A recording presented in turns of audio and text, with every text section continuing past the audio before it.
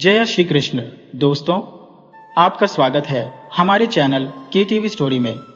आज हम आपके लिए लेकर आए हैं एक दिलचस्प कहानी जिसका नाम है मूर्ख गुरु की कहानी। अगर आपको ये कहानी पसंद आए तो कृपया वीडियो को लाइक करें, चैनल को सब्सक्राइब करें और बेल आइकन को दबाना न भूलें। तो चलिए दोस्तों, कहानी की तरफ बढ़ते हैं।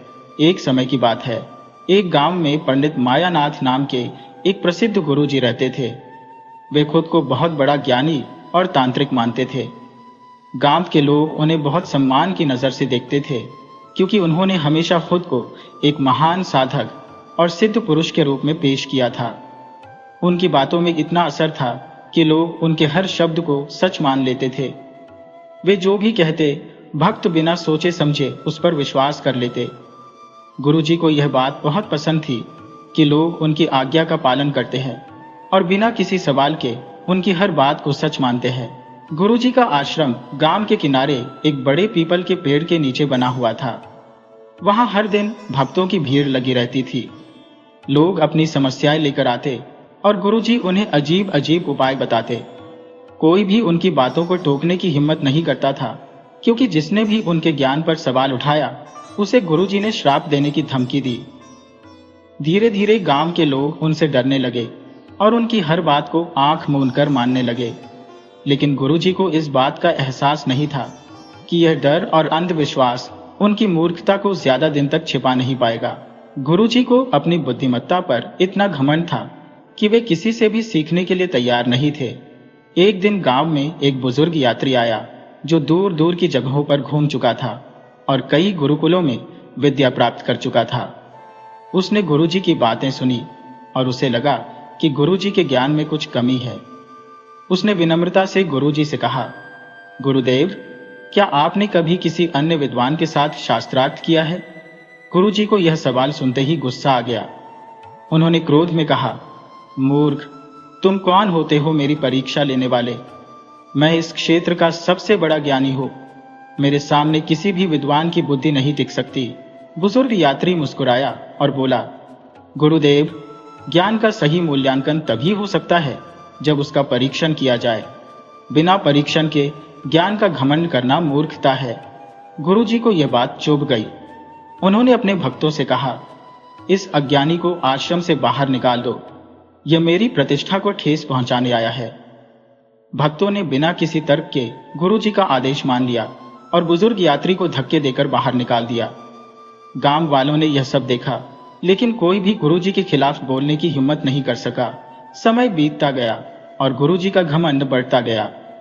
वे अपने शिष्यों को ऐसे ज्ञान की बातें सिखाते जिनका कोई वास्तविक आधार नहीं होता था।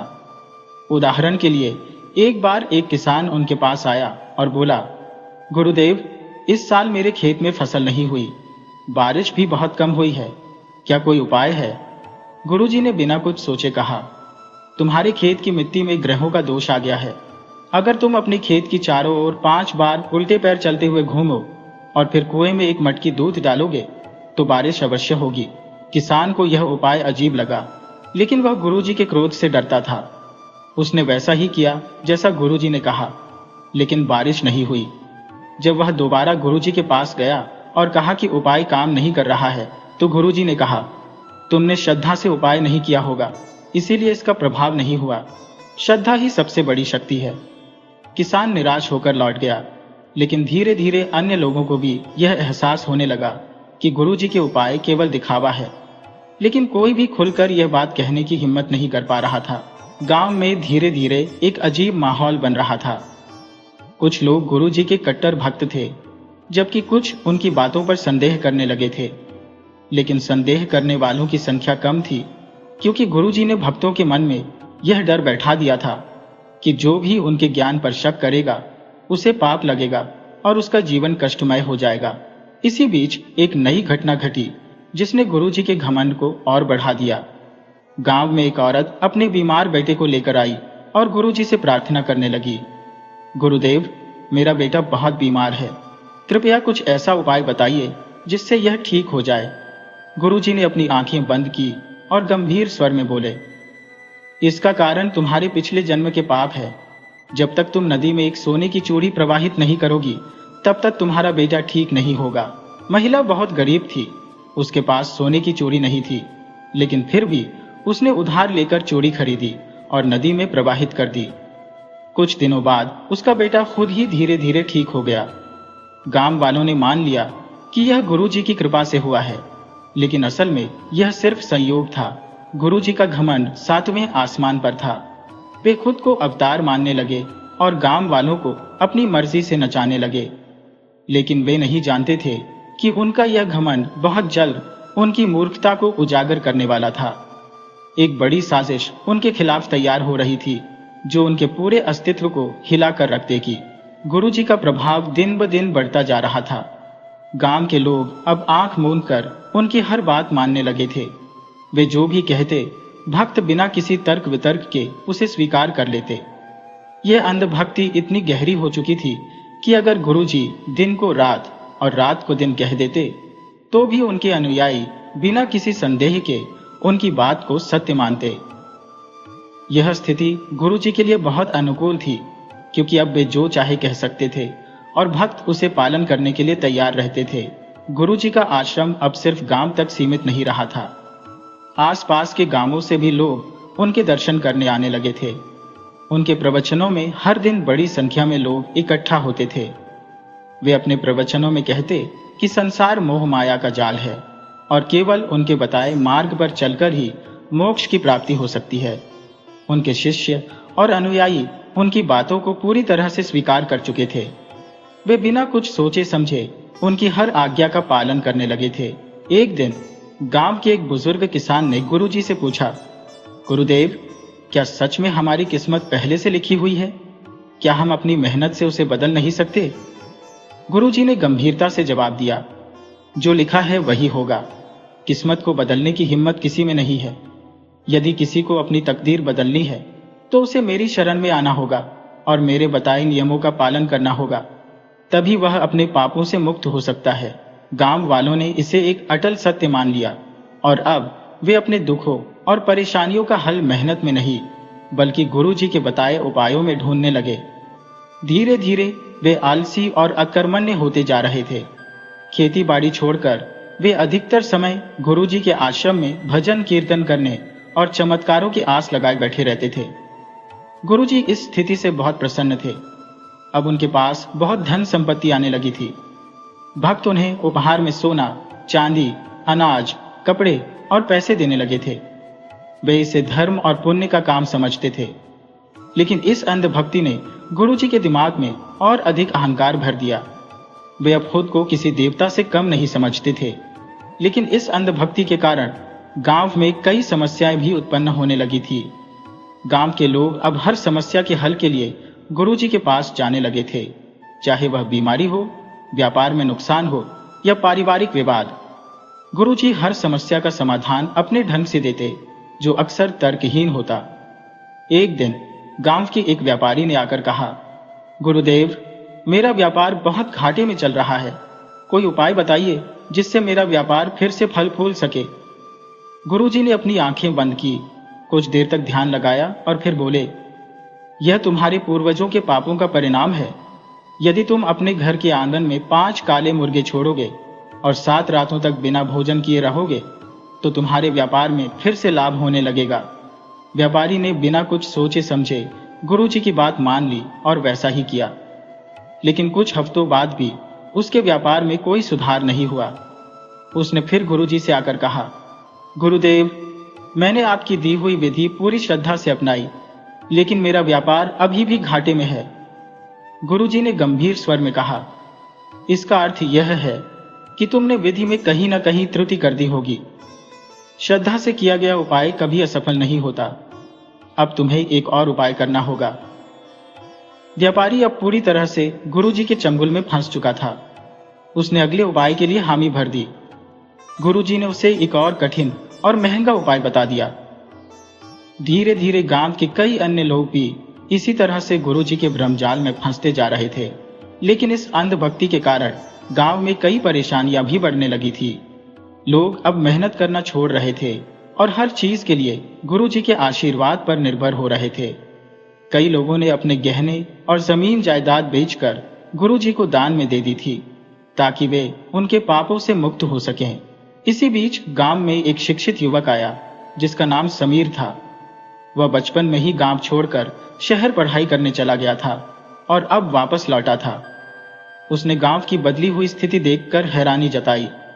जब उसने सुना कि गांव वाले अब मेहनत छोड़कर गुरुजी के उपायों पर निर्भर हो गए हैं तो उसे बहुत चिंता हुई। एक दिन समीर ने अपने पिता से पूछा, पिताजी, क्या गुरुजी सच में इतने बड़े ज्ञानी हैं कि वे भविष्य भी देख सकते हैं और लोगों की तकदीर बदल सकते हैं? उसके पिता बोले, बेटा, गुरुजी बहुत बड़े संत हैं। उनके पास अद्भुत शक्तियां हैं। वे जो भी कहते हैं वह सच होता है। तुम उनकी बातों पर संदेह मत करो। समीर को समझ में आ गया कि गुरुजी ने पूरे गांव को अंधभक्ति के दलदल में धकेल दिया है। उसने गुरुजी की असलियत उजागर करने का निश्चय किया, लेकिन यह आसान नहीं था क्योंकि पूरे गांव में गुरुजी के भक्तों की भरमार थी। अगर वह खुलकर गुरुजी का विरोध करता तो गांव वाले उसे ही दंड देने पर उतर आते। इसलिए उसने एक योजना बनाई। वह गुरुजी के आश्रम गया और बड़े ही श्रद्धा भाव से उनके चरणों में गिर पड़ा। उसने कहा, गुरुदेव, मैंने सुना है कि आप बहुत बड़े ज्ञानी हैं और आपको भविष्य का ज्ञान भी है। मैं आपकी शरण में आना चाहता हूं। गुरुजी को उसकी बातें सुनकर प्रसन्नता हुई। वे मुस्कुराकर बोले, वत्स, तुमने सही निर्णय लिया है। अब तुम्हारा जीवन धन्य हो जाएगा। समीर अब गुरुजी के आश्रम में नियमित रूप से जाने लगा। वह हर दिन उनके प्रवचनों को सुनता और भक्तों से बातें करता। धीरे धीरे उसने गांव वालों से उनकी समस्याओं और गुरुजी के उपायों के बारे में जानकारी इकट्ठा करनी शुरू कर दी।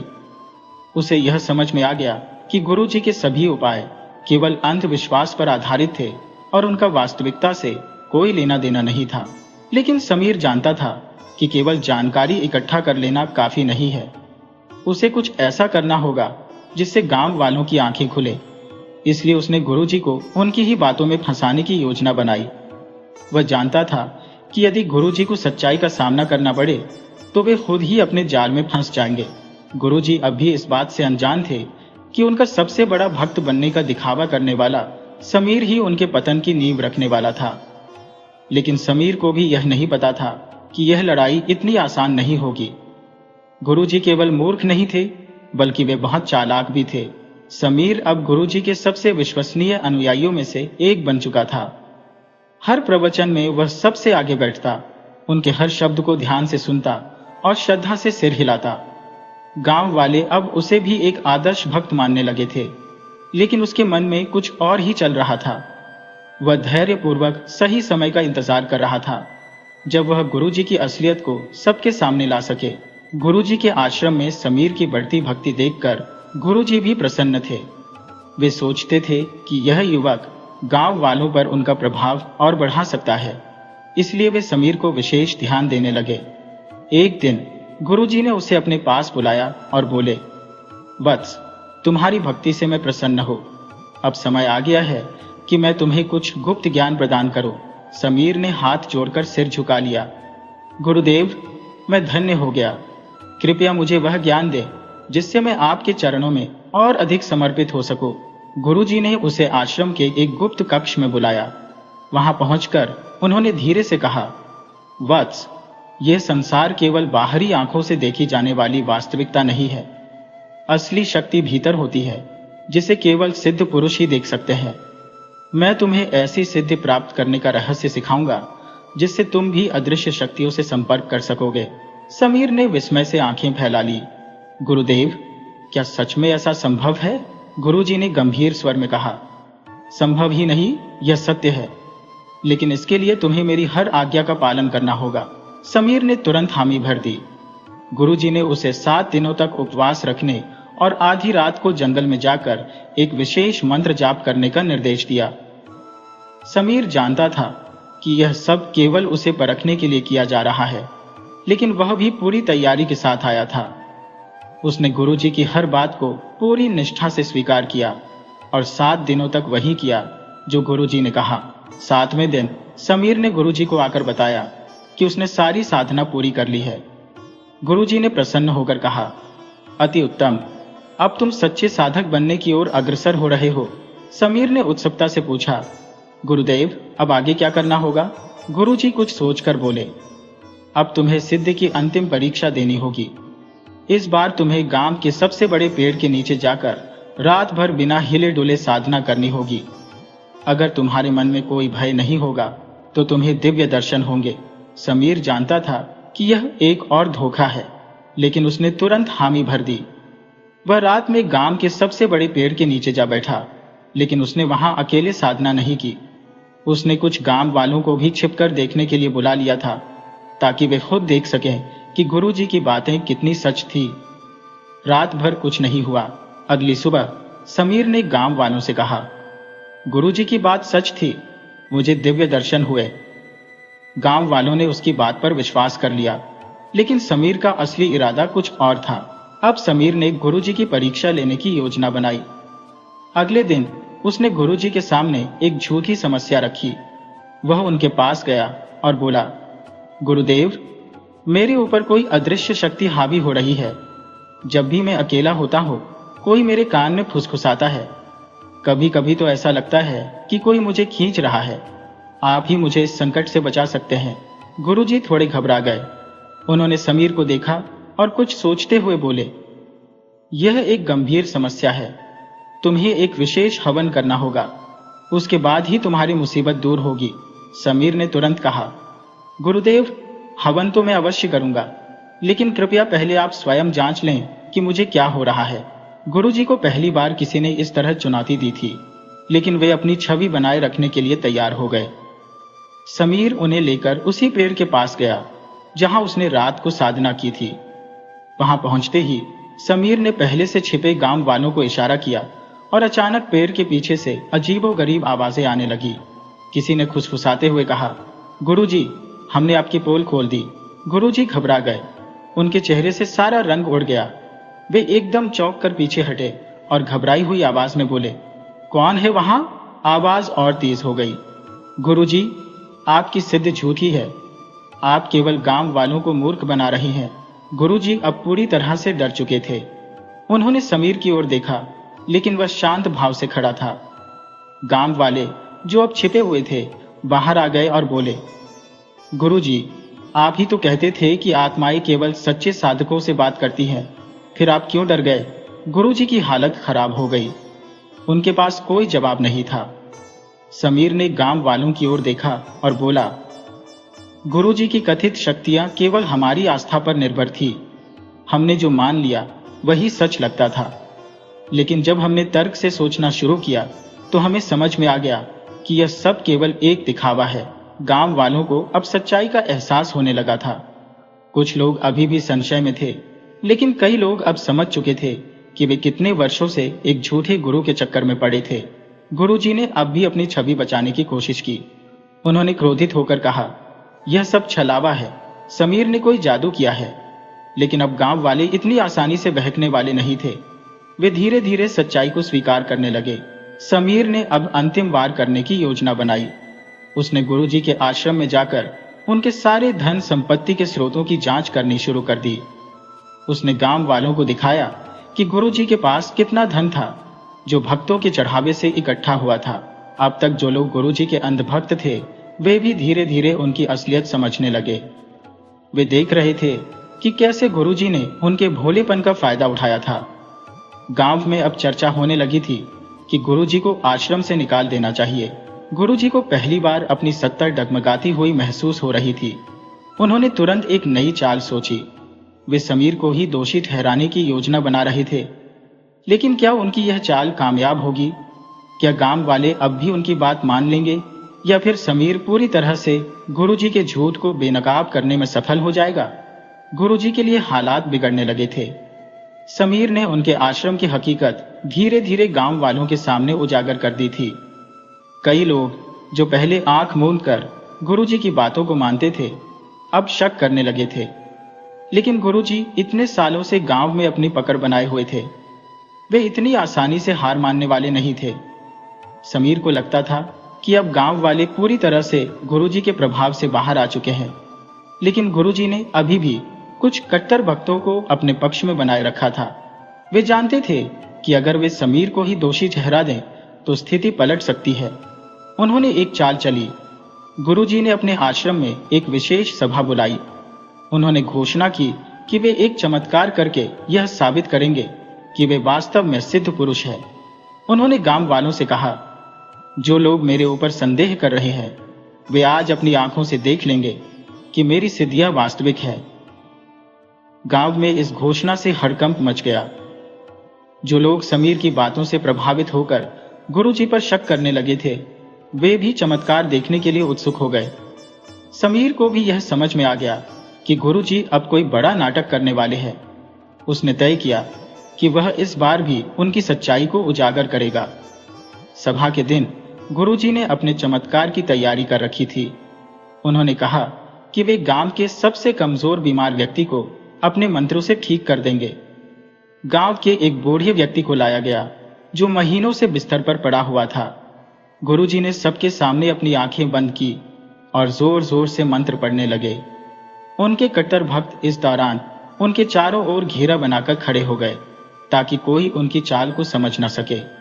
समीर भीड़ में खड़ा सब कुछ देख रहा था। उसे गुरुजी की चाल समझ में आ चुकी थी। गुरुजी ने बूढ़े व्यक्ति के सिर पर हाथ रखा और जोर से बोले, उठो, तुम्हारी सारी बीमारियां चली गई है। अचानक बूढ़ा कांपने लगा और धीरे धीरे खड़ा हो गया। भीड़ में कई लोग यह देखकर अचंभित रह गए और कुछ तो गुरुजी के झंडे लगाने लगे। समीर समझ गया कि यह सब गुरुजी की चाल है। उसने तुरंत भीड़ के बीच से आवाज लगाई, रुको, ये सब नाटक है। इस बूढ़े को पहले से ही ठीक कर दिया गया है। गुरुजी समीर की इस बात से तिलमिला उठे और बोले, अगर तुम यह साबित कर दो कि यह सब झूठ था तो मैं अपने आश्रम को हमेशा के लिए छोड़ दूंगा। समीर को यह मौका चाहिए था। वह बूढ़े व्यक्ति के पास गया और उससे धीरे धीरे सवाल पूछने लगा। बुजुर्ग हड़बड़ा गया और उसके जवाब गड़बड़ा गए। तभी समीर ने गांव वालों से कहा, अगर गुरुजी में इतनी ही शक्ति है तो वे किसी भी व्यक्ति को ठीक कर सकते हैं। क्यों ना हम खुद तय करें कि कौन बीमार है। गांव वाले भी अब पूरी तरह से जागरूक हो चुके थे। उन्होंने तुरंत ही भीड़ में से एक और बीमार व्यक्ति को आगे लाने को कहा। यह देखकर गुरुजी के चेहरे का रंग उड़ गया। गुरुजी ने बहाने बनाने की कोशिश की, लेकिन गांव वालों ने अब उन्हें घेर लिया था। समीर ने सबको बताया कि कैसे गुरुजी लोगों की भावनाओं का फायदा उठाते थे और चमत्कारों का नाटक करते थे।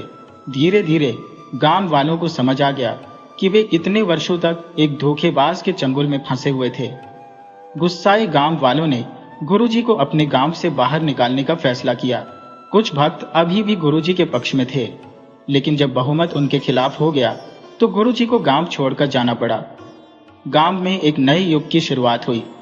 लोग अब किसी भी अंधविश्वास में नहीं फंसते थे। समीर की मेहनत रंग लाई थी। गांव में अब शिक्षा और जागरूकता का प्रकाश फैल चुका था और उस दिन से किसी भी ढोंगी गुरु को गांव में जगह नहीं मिली।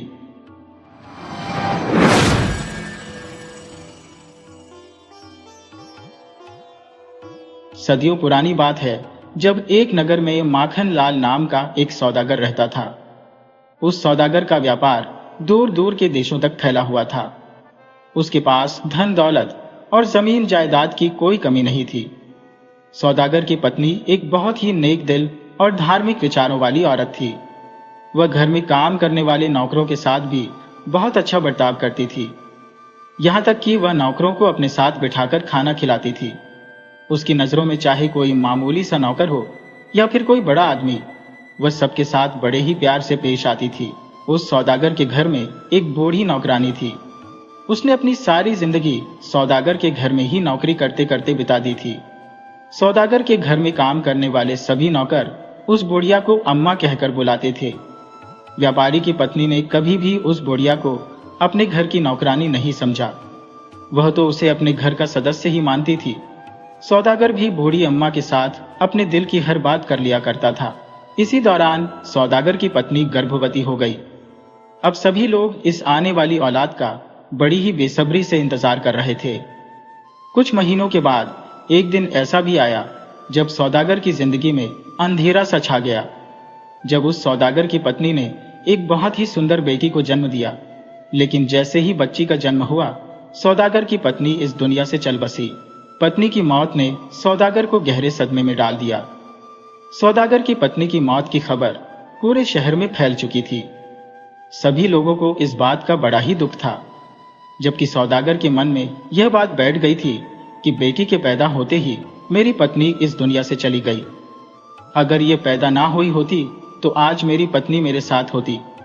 मेरी बेटी पैदा होते ही अपनी माँ को खा गई, क्योंकि सौदागर अपनी पत्नी से बहुत ही प्यार करता था।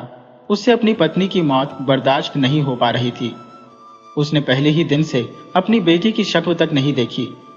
वह तो दिल ही दिल में अपनी बेटी से नफरत करने लगा था। वह हमेशा अपनी बेटी को देखते ही एक ही बात कहता कि लोगों के घर में बेटी पैदा होती है तो वह घर की लक्ष्मी बनती है, लेकिन मेरे घर में तो यह मुसीबत बनकर आई है। यह तो मेरे लिए मनहूस है, कर्म जली है। सौदागर की पत्नी की मौत के बाद उस बच्ची को बूढ़ी अम्मा के हवाले कर दिया गया। अब वही उसकी देखभाल करती थी। पत्नी की मौत के दुख में किसी ने उस बच्ची को कोई नाम भी नहीं दिया।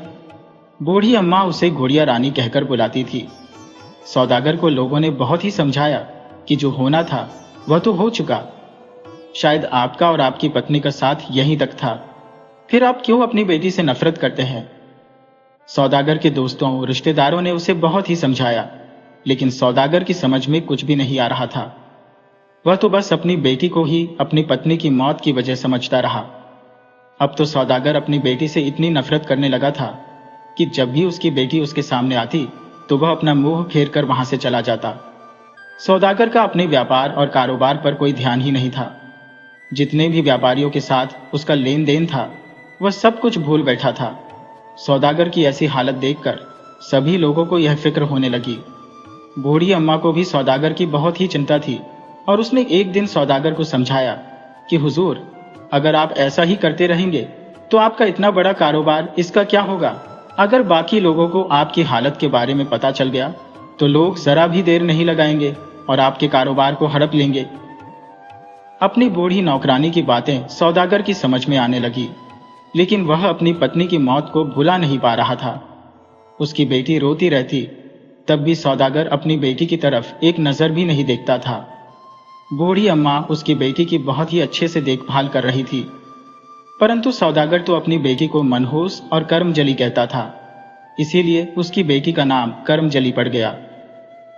ऐसे हालात देखकर सौदागर के दोस्तों, रिश्तेदारों ने उसे दूसरी शादी करने की सलाह दी, क्योंकि सौदागर के दुख को दूर करने के लिए यह करना जरूरी था।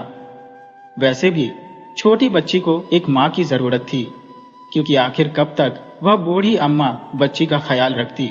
आखिरकार सौदागर ने दूसरी शादी करने का फैसला ले लिया और फिर एक अच्छी और सुंदर लड़की देखकर सौदागर ने शादी कर ली। अब जबकि गुड़िया रानी का असली बाप ही उससे प्यार नहीं करता था, तो भला सौतेली माँ उसे कैसे प्यार करती? सौतेली माँ ने भी कभी गुड़िया रानी को अपनी गोद में नहीं उठाया। धीरे धीरे सौतेली माँ भी गुड़िया रानी से बहुत ही नफरत करने लगी। सौदागर जब भी अपनी बेटी को देखता तो उसे अपनी पहली पत्नी की मौत की याद आ जाती और इस बात का फायदा उसकी दूसरी पत्नी भी उठा रही थी। कुछ समय के बाद सौदागर की दूसरी पत्नी ने भी एक नन्ही सी बच्ची को जन्म दिया और वह बिल्कुल ठीक और सही सलामत थी। सौदागर अपनी पत्नी को देखकर बहुत ही खुश था। वह अपनी दूसरी बेटी को बहुत ही खुशनसीब समझने लगा, इसीलिए उसने अपनी दूसरी बेटी का नाम खुशी रख दिया। और इस मौके पर सौदागर ने पूरे गांव में मिठाइयां बंटवा दी। यह सब देखते हुए सौदागर की बूढ़ी नौकरानी मन ही मन सोच रही थी कि पहली बेटी को तो सौदागर देखना भी पसंद नहीं करता, जबकि दूसरी बेटी की पैदाइश पर वह खुशी में मिठाइयां बांट रहा है। इस तरह से अब खुशी और गुड़िया रानी दोनों साथ साथ पल रही थी। सौदागर और उसकी दूसरी पत्नी अपनी छोटी बेटी से बहुत ही प्यार करते थे। उन्होंने उसे बड़े लाड प्यार से पाला, उसकी हर जिद को पूरा किया। खुशी के लिए अच्छी से अच्छी शिक्षा का इंतजाम किया गया, जबकि गुड़िया रानी के लिए इस तरह का कोई भी प्रबंध नहीं था। गुड़िया एक बहुत ही नेक दिल और सुलझी हुई लड़की थी, और सबसे बढ़कर बात यह है कि वह ईश्वर में विश्वास रखने वाली, धार्मिक विचारों वाली लड़की थी। वक्त तेजी से गुजरा। देखते ही देखते दोनों बहनें जवान हो चुकी थी। उन दोनों की उम्र में कोई खास फर्क नहीं था। देखने में वह एक ही उम्र की लगती थी, लेकिन दोनों के बर्ताव में बहुत ही फर्क था। गुड़िया रानी अपनी माँ की ही तरह बहुत ही सुंदर थी। और बचपन से ही वह अपनी बहन के उतारे हुए कपड़े पहनती थी। जब वह जवान हुई तो वह अपनी माँ की तरह नेक दिल और धार्मिक विचारों वाली बन गई। जबकि खुशी बहुत ही घमंडी लड़की थी। वो सारा दिन घर की नौकरों पर चिल्लाया करती। बूढ़ी अम्मा को भी वह एक नौकरानी ही समझती थी। उसे अपने आप पर बहुत ही घमंड था, क्योंकि उसके पास माँ और बाप दोनों मौजूद थे। जबकि दूसरी तरफ गुड़िया थी, जिससे उसका पिता बिल्कुल भी पसंद नहीं करता था। माँ उसे डांटती और उसकी बहन हमेशा उसे नीचा दिखाती। सौदागर ने जब यह देखा कि उसकी बड़ी बेटी देखने में बिल्कुल अपनी माँ पर गई है, तो उसका गुस्सा और भी 7वें आसमान पर पहुंच गया। उसको देखते ही सौदागर को फिर से अपना दुख याद आ जाता था। उसने अपने नौकरों को आदेश दिया कि जब भी मैं घर पर आऊं तो मेरी कर्मजली बेटी मेरे सामने दिखाई नहीं देनी चाहिए। इसीलिए बूढ़ी नौकरानी अधिकतर समय गुड़िया को अपने कमरे में ही रखती थी। जब एक सगा बाप ही अपनी बेटी की खुशी ना देख पाता हो तो भला सौतेली माँ उसे कैसे बर्दाश्त कर सकती थी। तो एक दिन सौतेली माँ ने सौदागर से कहा, देखिए जी, हमारी दोनों बेटियां जवान हो चुकी है और मैं चाहती हूँ कि इनकी शादी जल्दी से जल्दी कर दी जाए। सौदागर भी अपनी कर्मजली बेटी की शादी जल्द ही कर देना चाहता था, ताकि उसकी जान इससे छूट जाए। सौदागर ने कहा, हाँ, तुम ठीक कहती हो, हमें जल्दी से जल्दी इसकी शादी कर देनी चाहिए, ताकि इस कर्मजली का साया हमारे घर से दूर हो जाए। सौदागर की दूसरी पत्नी तो चाहती यही थी कि उसकी कर्मजली बेटी हमेशा दुखी रहे, उसे कभी भी कोई सुख नसीब ना हो। इसीलिए वह सौदागर से कहने लगी, क्यों ना हम पहले इस कर्मजली की शादी कर दें, ताकि इसका साया हमारी बेटी की शादी पर ना पड़े। हम अपनी बेटी की शादी बाद में धूमधाम से करेंगे, ताकि मेरी बेटी की खुशियों को किसी की नजर ना लगे। और जहां तक बात इस कर्मजली के लिए लड़का ढूंढने की है, तो वह लड़का भी इसी की तरह मनहूस होना चाहिए, क्योंकि अगर इसके लिए कोई अच्छा खासा लड़का तलाश किया तो ये कर्मजली उसके घर को भी खा जाएगी। इसलिए मेरी मानो तो किसी अच्छे भले लड़के की जिंदगी खराब मत कीजिए, क्योंकि ये लड़की जिसके भी घर में जाएगी अपनी माँ की ही तरह उस घर का बेड़ा गर्क कर देगी। यहाँ पर तो ये पैदा होते ही अपनी माँ को खा गई, तो फिर अगले घर में कदम रखते ही न जाने किस किस को खा जाएगी। और इसकी वजह से हम लोगों को इसके ससुराल वालों से न जाने क्या क्या सुनना पड़ेगा। सौदागर अपनी पत्नी की बात सुनकर कहने लगा, तुम बिल्कुल ठीक कहती हो।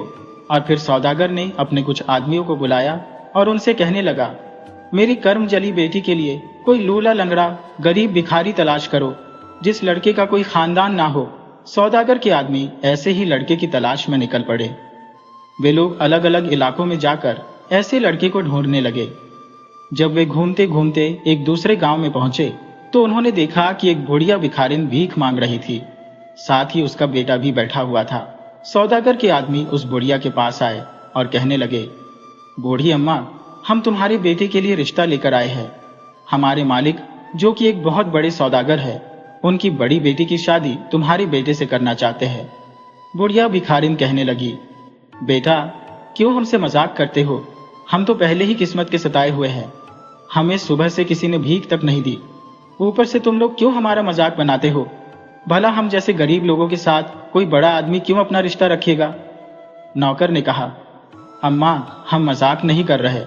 हमारे मालिक, जो कि एक सौदागर है, उनकी बड़ी बेटी का रिश्ता आपके बेटे के लिए लाए हैं। यह सुनकर भिखारी बुढ़िया जोर जोर से हंसने लगी, लेकिन जब नौकरों ने उसे काफी देर तक समझाया तो वह मान गई और कहने लगी, ठीक है, अगर आप लोग मेरे बेटे के लिए रिश्ता लेकर आए हैं तो मुझे कोई ऐतराज नहीं है। वह सोचने लगी कि चलो, इसी बहाने मेरे बेटे की शादी तो हो जाएगी और हम जैसे मानकर खाने वालों का रिश्ता एक बड़े खानदान से जुड़ जाएगा। दोनों नौकर खुश होकर वापस सौदागर के पास आए और उन्होंने बताया, मालिक, जिस तरह के लड़के की तलाश आपको थी, बिल्कुल वैसा ही लड़का हमने एक दूसरे गांव में ढूंढ लिया है। हम लोग आपकी बेटी का रिश्ता उसके साथ पक्का करके आ गए हैं। यह सुनकर सौदागर और उसकी पत्नी बहुत ही खुश हुए और कहने लगे, चलो, यह ठीक हो गया। कर्मजली के लिए हमें जैसा लड़का चाहिए था, वह तलाश अब खत्म हो गई। कुछ ही दिनों के बाद सौदागर की बड़ी बेटी की शादी उस भिखारिन के बेटे के साथ कर दी गई। जब उस बुढ़िया ने अपनी बहू को देखा तो यह देखकर हैरान रह गई कि यह तो कोई राजकुमारी की तरह सुंदर है। मैं तो सोच रही थी कि सौदागर की बेटी या तो बदसूरत होगी या फिर उसमें कोई कमी होगी, तभी तो इसका रिश्ता हम जैसे लोगों के साथ जोड़ा गया है। लेकिन इस लड़की में तो किसी चीज की कोई कमी नहीं है। बड़े ही सादा तरीके से उन दोनों की शादी कर दी गई। इतना बड़ा सौदागर होने के बावजूद भी उसने अपनी बेटी को दहेज के नाम पर एक कपड़ा तक नहीं दिया। इसके बाद वह बुढ़िया भिखारिन अपने बेटे और बहू को लेकर वापस अपने गांव में अपनी टूटी फूटी झोपड़ी में आ गई। बुढ़िया रानी अपनी ससुराल को देखकर बहुत ही हैरान रह गई, क्योंकि वह पहले तो सौदागर के महल जैसे घर में रहती थी। वह दिल ही दिल में सोच रही थी कि आखिर मेरे पिता ने मुझसे बदला ले ही लिया, मेरी शादी एक भिखारी से करवा दी और मुझे ऐसी टूटी फूटी झोपड़ी में भेज दिया। मगर इसके बावजूद भी बुढ़िया रानी ईश्वर का धन्यवाद करती। उसकी झोपड़ी में सोने के लिए तो दूर, बैठने के लिए भी कोई अच्छी सी जगह नहीं थी। बुढ़िया रानी ने घर में एक छोटी सी भगवान की मूर्ति रखी। वह रोज भगवान की पूजा करती और बस यही प्रार्थना करती कि हे प्रभु, आपने जो जीवन साथी मुझे दिया है वह तो खुद दूसरों से मांग कर खाता है, लेकिन फिर भी मैं उसका साथ कभी नहीं छोड़ूंगी। और फिर उसने अपने आंसू साफ किए और अपनी सास को जाकर कहने लगी, अम्मा, अगर घर में कुछ खाने के लिए है तो मुझे बताइए, मैं आप लोगों के लिए भोजन बना देती हूँ। मगर ये माँ बेटा तो सारा दिन भीख मांगते थे और उस भीख से जो भी पैसे उन्हें मिलते उसी से गुजारा करते थे, या फिर लोग उन्हें बचा हुआ खाना दे देते थे। यह दोनों माँ बेटा तो इसी तरह से अपने दिन गुजार रहे थे। बुढ़िया ने अपने इस ससुराल को भी स्वीकार कर लिया था। जैसे तैसे खुश रहते हुए वो उनके साथ अपने दिन गुजारने लगी। वो जब भी खाना बनाती तो सबसे पहले अपनी सास और अपने पति को देती। जो बच जाता तो वह खुद खाती और अगर कुछ भी न बचता तो सिर्फ पानी पीकर वह सो जाती। उसने कभी किसी से कोई शिकायत नहीं की। उसकी सास भी ऐसी बहू को पाकर बहुत ही खुश थी। उसका पति भिखारी जरूर था, मगर वह बहुत ही नेक दिल और अपनी पत्नी को प्यार करने वाला था। दूसरी तरफ सौदागर और उसकी पत्नी अब बहुत ही खुश थे कि उनकी कर्मजली बेटी उनके घर से चली गई है। उसका मनहूस साया उनके घर से टल गया। अब वह अपनी छोटी लाडली बेटी के लिए एक अच्छे घर का रिश्ता तलाश करने लगे, जिस घर में उनकी बेटी किसी रानी महारानी से भी ज्यादा खुशियां पा सके। सौदागर ने अब बिल्कुल भी देर नहीं की और अपनी छोटी बेटी के लिए खुद रिश्ता तलाश करने लगा। सौदागर की पत्नी ने कहा कि मेरी लाडली छोटी बेटी के लिए कोई ऐसा लड़का ढूंढिए जो कि महलों के राजकुमार से किसी तरह से भी कम ना हो, जहां पर मेरी बेटी को किसी चीज की कोई कमी ना हो। और फिर उन्हें एक ऐसा लड़का मिला जो अपने माँ बाप का इकलौता वारिस था और उसके पास धन दौलत की कोई कमी नहीं थी। सौदागर ने उस घर में अपनी छोटी बेटी का रिश्ता तय कर दिया। जब उसकी पत्नी को पता लगा कि उसकी बेटी एक बहुत ही अच्छे खानदान और अमीर घर में जाएगी, तो वह भी बहुत ही खुश हुई और फिर देर न करते हुए उन्होंने अपनी छोटी बेटी की शादी उस लड़के से कर दी। सौदागर ने दहेज में अपनी छोटी बेटी को कीमती कपड़े, गहने, जेवर और भी कई बेशकीमती तोहफे दिए। अब सौदागर की वह बेटी, जिसे वह कर्मजली कहता था, वह एक गरीब घर में रहकर अपना गुजारा कर रही थी, जबकि सौदागर की छोटी बेटी एक बहुत ही अमीर घर में राजकुमारी की तरह रह रही थी। एक दिन सौदागर की कर्मजली बेटी अपनी सास से कहने लगी, माँ, आप रोज घर घर जाकर भीख मांगती हो, मुझे आपका भीख मांगना अच्छा नहीं लगता, तो क्यों ना हम कोई मेहनत मजदूरी का काम करके अपना पेट पालें। बुढ़िया कहने लगी, बेटी, वैसे तो तेरे माँ बाप ने तेरा नाम कर्मजली रख दिया था, लेकिन तू तो मेरे घर की लक्ष्मी है। जब से तू इस घर में आई है, ये घर खुशियों से भर गया है। बुढ़िया ने कहा, अम्मा, आपके पास जितने भी पैसे हैं वो आप मुझे दे दीजिए, मैं उनसे कुछ फल खरीदूंगी। मौसम है, लोग बड़े शौक से ये फल खाते हैं।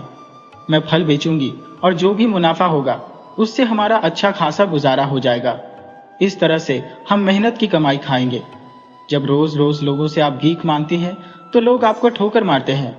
कोई एक आध आदमी आप पर तरस खाकर आपको भीख देता है। ये सब मुझसे देखा नहीं जाता। मैं नहीं चाहती कि आप लोग और ज्यादा बेइज्जत हो।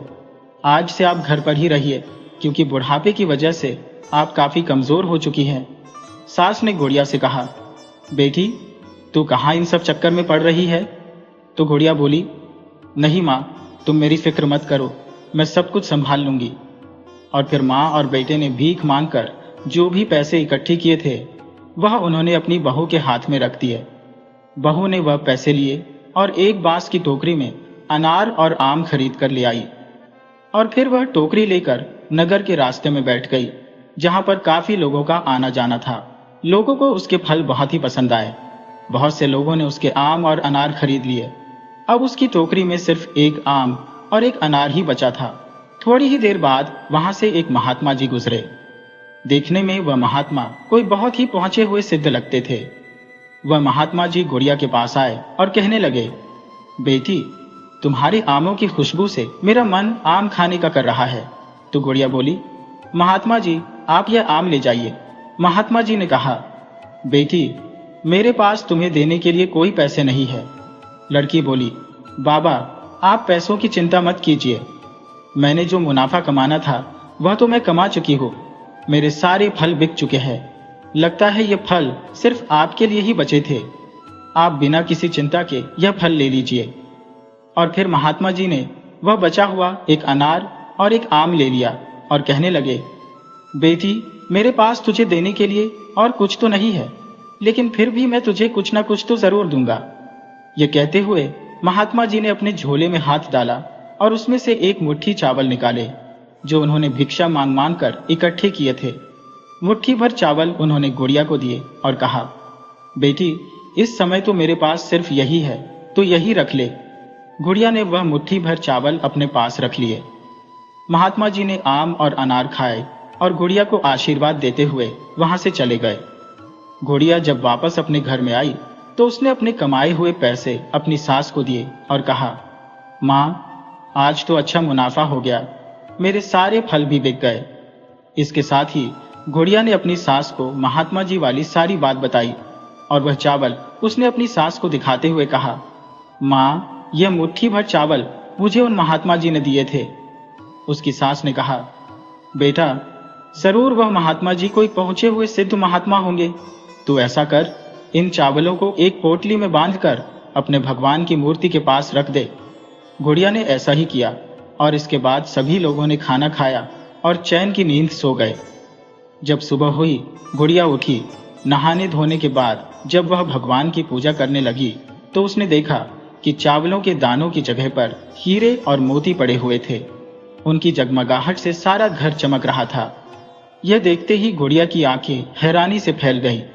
उसने जल्दी से अपनी माँ और अपने पति को बुलाया। वे दोनों भी यह देखकर हैरान थे कि महात्मा जी के दिए हुए चावल अब हीरे और मोतियों में बदल चुके थे। उसकी सास ने कहा, बेटी, मैं न कहती थी कि वह महात्मा जी जरूर कोई सिद्ध पुरुष थे जो हमारी सहायता के लिए आए थे। लगता है अब भगवान ने हमारे दिन बदल दिए हैं। इन हीरे मोतियों के बदले में हमें बहुत सी अशर्फियां मिल सकती है। और फिर गुड़िया ने अपने पति से कहा, आप इन हीरे और मोतियों के बदले में सुनार से जाकर अशर्फियां ले आइए। इसके बाद उसके पति ने फिर ऐसा ही किया। अब तो उन लोगों के दिन बिल्कुल बदल चुके थे। अब वह गरीब भिखारी नहीं बल्कि बहुत ही अमीर बन चुके थे। उसके पति ने अपना व्यापार शुरू कर दिया। अब उसकी गिनती नगर के सबसे अमीर सेठों में होने लगी थी। इसके बावजूद भी गुड़िया ने गरीबों की भलाई के काम करना कभी भी कम नहीं किया। फिर एक दिन उसने अपने घर पर भगवान की कथा करने का फैसला किया और अपनी सास से कहने लगी, अम्मा, मैं चाहती हूं कि हमारे घर पर भगवान की कथा की जाए, साथ ही साथ पूरे गांव को भोजन कराने के लिए बुलाया जाए। सास ने कहा, बेटी, तू तो हमारे घर की लक्ष्मी है, तू जैसा करना चाहती है वैसा कर। इस खुशी के मौके पर गुड़िया ने अपने सौदागर पिता और अपनी सौतेली माँ को भी न्योता भेजा। साथ ही साथ उसने अपनी छोटी बहन को भी बुलवाया। अब इधर सौदागर का हाल यह था कि दोनों बेटियों की शादी करने के बाद उसका व्यापार दिनों दिन घाटे में जाता रहा। घाटा इतना ज्यादा हुआ कि धीरे धीरे उसका घर बार तक बिक गया। हालत ये हो गई कि वह अब किराए के एक छोटे से मकान में रहकर अपना गुजारा कर रहा था।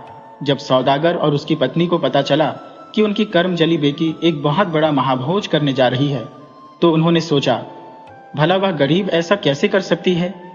चलो कोई बात नहीं, हमें भी जाकर यह तमाशा देखना चाहिए कि आखिरकार वह भिखारिन यह सब कैसे कर पाएगी। जिस दिन गुड़िया के घर पर महाभोज था तो सौदागर और उसकी पत्नी भी वहां पर पहुंचे। वह उस आलीशान घर और उनकी शानो शौकत को देखकर हैरान रह गए। अब सौदागर को मन ही मन इस बात का दुख होने लगा कि अपनी जिस बेटी को वह कर्मजली कहता था असल में तो वह बहुत ही सौभाग्यशाली थी, जिसने अपने ससुराल में आते ही उनकी किस्मत बदल दी थी। गुड़िया ने जब अपने माँ बाप की ऐसी हालत देखी और उसे पता चला कि उसके पिता का व्यापार अब ठप हो चुका है, तो उसने अपने पिता को अपने ही घर में रुकने के लिए कहा। उसी दिन गुड़िया की छोटी सौतेली बहन भी इस मौके पर उसके घर आई हुई थी। उसने भी जब अपनी बहन की शानो शौकत देखी तो वह भी दंग रह गई। अब उसे भी अपनी गलती का एहसास हुआ कि अपनी जिस बहन को वह मनहूस समझती थी, वह तो असल में बहुत ही किस्मत वाली थी, जिसने अपनी मेहनत और अपनी अक्लमंदी से अपने ससुराल की काया ही पलट कर रख दी थी। सौदागर पिता और उसकी सौतेली माँ के साथ साथ उसकी छोटी बेटी ने भी गुड़िया से अपने बुरे बर्ताव के लिए उससे माफी मांगी। अब गुड़िया के दिल में भी उन सभी के लिए कोई शिकायत नहीं थी। गुड़िया और उसके पति ने सौदागर और उसकी पत्नी को अपने घर में ही रोक लिया। अब गुड़िया रानी ही अपने बेसहारा और बूढ़े माँ बाप का एक सहारा थी। तो दोस्तों, मुझे पूरी उम्मीद है कि आपको यह कहानी बहुत ही पसंद आई होगी। तो वीडियो को लाइक करना बिल्कुल मत भूलिएगा। साथ ही साथ अपने अच्छे अच्छे कमेंट भी जरूर कीजिए। कमेंट में अपना नाम और अपने शहर का नाम भी जरूर लिखें। तो अपने दोस्त राणा मंजीत सिंह को अब अनुमति दीजिए। मिलते हैं आपसे किसी अगली कहानी में।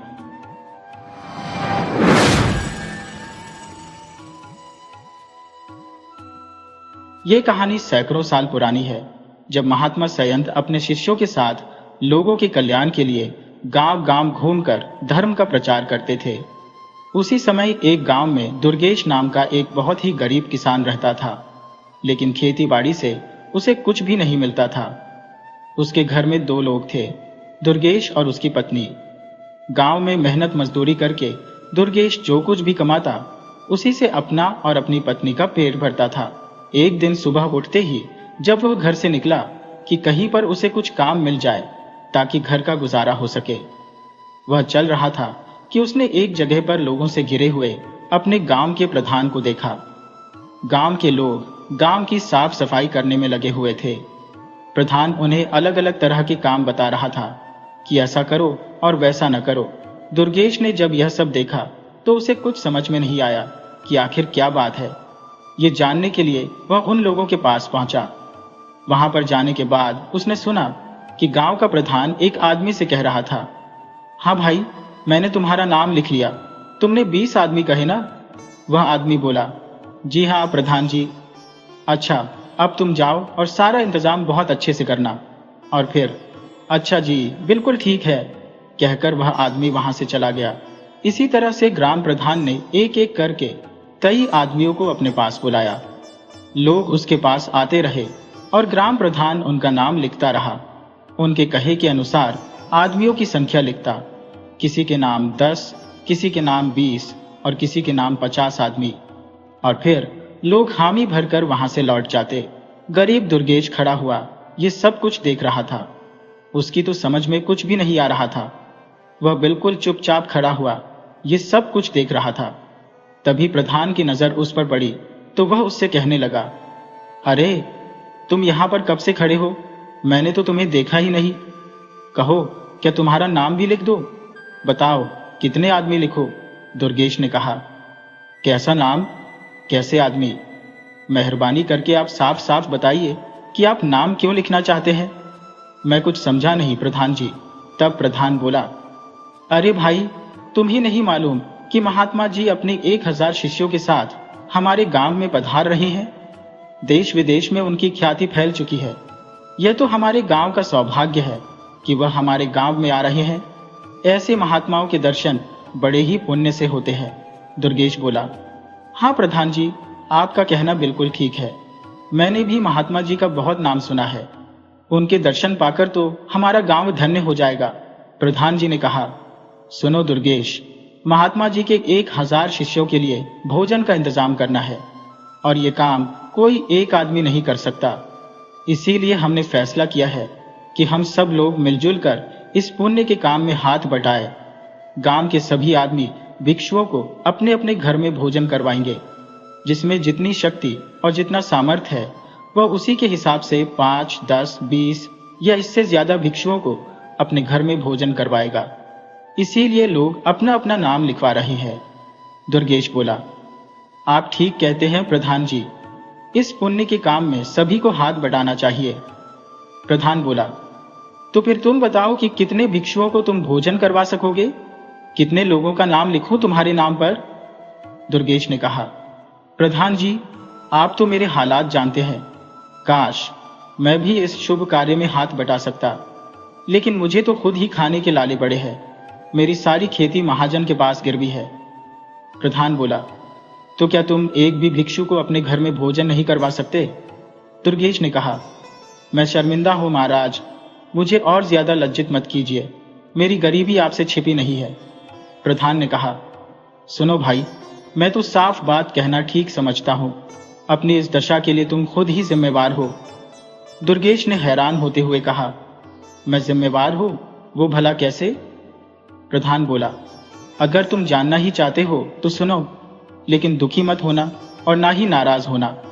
बात दरअसल यह है कि जो मनुष्य सदा अपने ही बारे में सोचता है और सिर्फ अपने लिए ही काम करता है, वह भला सुखी कैसे रहेगा? क्योंकि स्वार्थ ही सभी दुखों की जड़ है। वैसे तो मनुष्य जन्म से ही स्वार्थी होता है, किंतु फिर भी वह दूसरों की भलाई के कुछ न कुछ काम कर देता है। और एक तुम हो जो कभी कोई परोपकार का काम नहीं करते। दुर्गेश बोला, तो फिर क्या मैं सबसे बड़ा स्वार्थी हूं महाराज? हाँ भाई, बात तो यही है। जो आदमी सदा अपने ही बारे में सोचता है, कोई दान नहीं करता, कोई पुण्य नहीं करता और ना ही कभी किसी का कुछ भला करता है, उसे स्वार्थी ही तो कहा जाएगा। प्रधान की बातें सुनकर दुर्गेश कुछ सोच में पड़ गया और फिर बोला, आप ठीक कहते हैं प्रधान जी। मैंने आज तक हमेशा अपने और अपने परिवार का ही पेट भरा है, कभी किसी को एक मुट्ठी अनाज तक नहीं दिया। शायद यही मेरी गरीबी का कारण है। आप कृपा करके मेरे नाम पर भी एक भिक्षु का भोजन लिख दीजिए। आप तो जानते हैं कि मैं इससे ज्यादा नहीं कर सकता। ठीक उसी समय गांव का महाजन भी वहां पर आया और प्रधान जी से कहने लगा, प्रधान जी, मैं 100 भिक्षुओं को भोजन करवाऊंगा। मेरे नाम पर आप 100 भिक्षुओं का नाम लिख दो। महाजन की बात सुनकर दुर्गेश सोचने लगा, गरीबी से अच्छी तो मृत्यु है। मृत्यु एक ही बार होती है, लेकिन गरीब रोज रोज मरता है। काश मैं भी धनवान होता। इसी प्रकार के विचार लिए हुए दुर्गेश अपने घर जा पहुंचा। उसने अपनी पत्नी से कहा, कल महात्मा जी 1000 शिष्यों के साथ हमारे गांव में आ रहे हैं। गांव के सभी लोग भिक्षुओं को अपने अपने घर भोजन करवाएंगे। इसीलिए मैंने भी प्रधान जी के यहाँ पर लिखवा दिया कि मैं भी एक भिक्षु को अपने यहाँ पर भोजन करवाऊंगा। अपने पति की बात सुनकर उसकी पत्नी बहुत ही खुश हुई और बोली, यह तो आपने बहुत ही शुभ काम किया है। संतों महात्माओं को भोजन करवाना बड़े ही पुण्य का काम है। लेकिन इसके साथ ही उसकी पत्नी के चेहरे पर चिंता की लकीरें आ गई। सुनिए जी, घर में तो कुछ है ही नहीं। दुर्गेश बोला, हाँ, घर में तो कुछ नहीं है, लेकिन क्या हम एक दिन भूखे नहीं रह सकते? आप ठीक कहते हैं जी, हम एक दिन भूखे रह लेंगे, लेकिन भिक्षु को भोजन जरूर करवाएंगे। आज हम दोनों मजदूरी करेंगे ताकि भिक्षु को अच्छे से अच्छा भोजन करवा सके। हमारी गरीबी तो रोज की बात है, कभी तो कोई अच्छा काम करना ही चाहिए।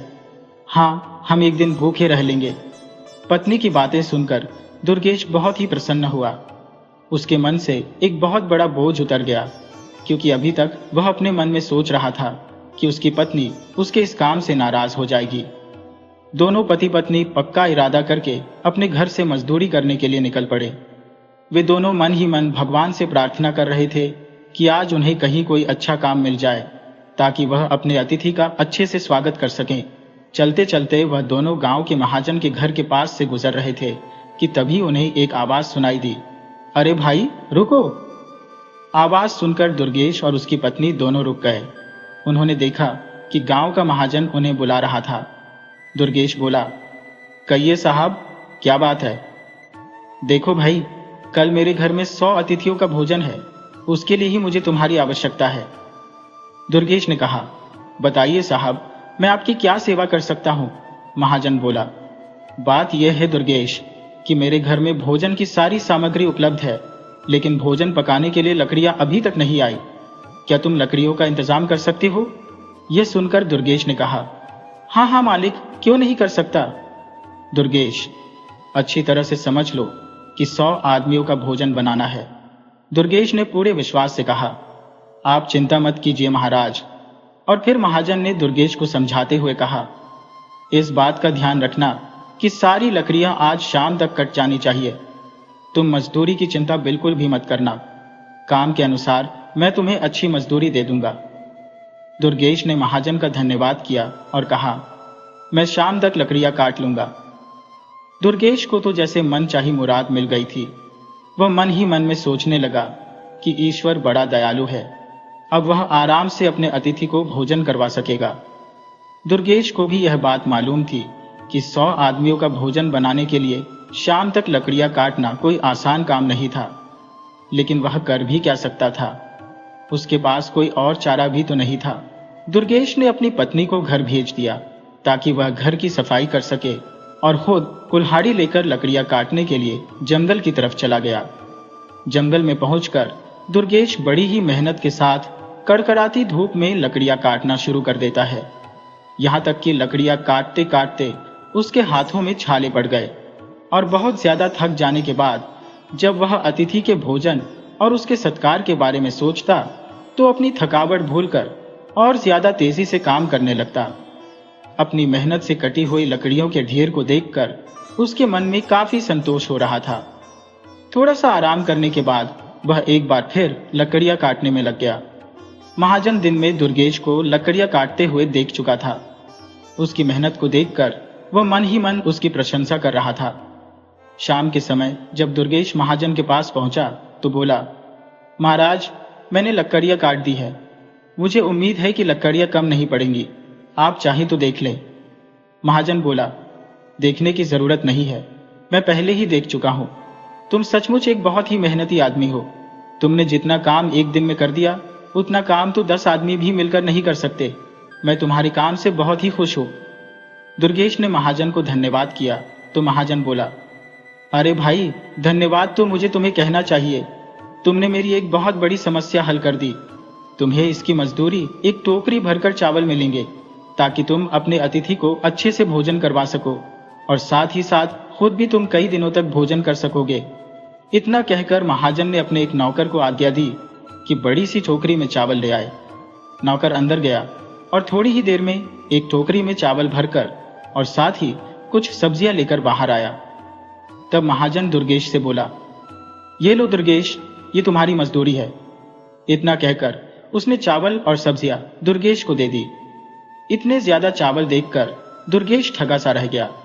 वो मजदूरी तो हमेशा करता था, लेकिन आज तक उसे इतनी मजदूरी कभी नहीं मिली थी। दुर्गेश कहने लगा, लेकिन महाराज, यह तो बहुत ज्यादा है। ले लो दुर्गेश, तुमने बहुत मेहनत की है और तुम भी कल भिक्षु को भोजन करवा रहे हो। यह सारा सामान उस काम में भी लग जाएगा।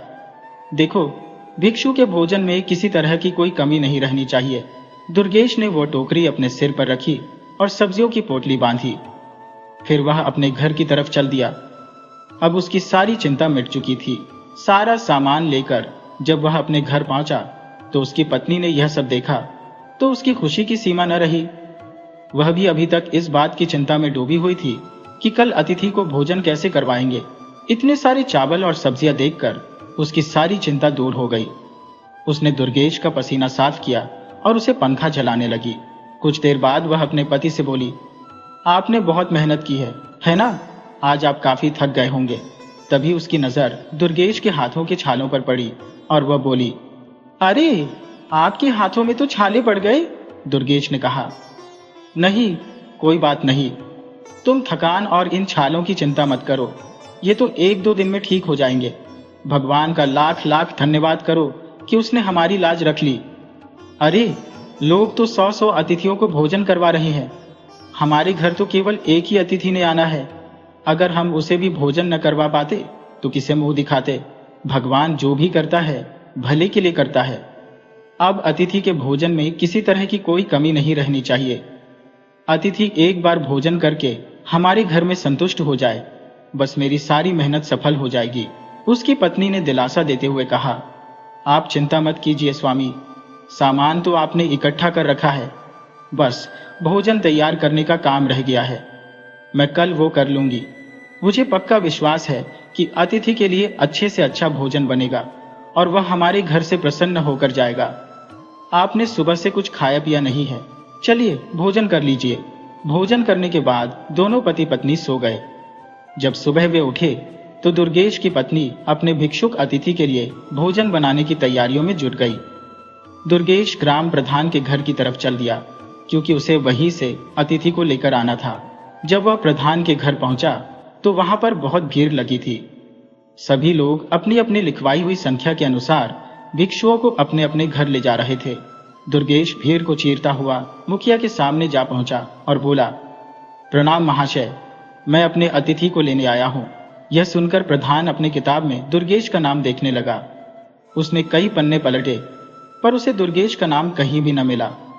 वह बड़ी ही कशमकश में पड़ गया और बोला, अरे भाई, तुम्हारा नाम तो मुझे कहीं नजर ही नहीं आ रहा। लगता है कि कल मैं तुम्हारा नाम लिखना भूल ही गया।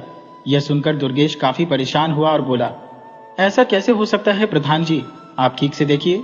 प्रधान ने कहा, मैं देख चुका हूं भाई, पर तुम्हारा नाम कहीं पर है ही नहीं। ये तो बड़ी अजीब बात है। प्रधान जी, कल मैंने खुद ही अपना नाम आपके पास लिखवाया था और आज आप कहते हैं कि आपकी सूची में मेरा नाम नहीं है। प्रधान बोला, हाँ मुझे याद है, मैंने ही तो कल तुम्हें समझाया था कि तुम अपना नाम लिखवा लो और मैंने ही तुम्हें वह सलाह दी थी, लेकिन ऐसा कैसे हो गया कि मैं तुम्हारा ही नाम लिखना भूल गया।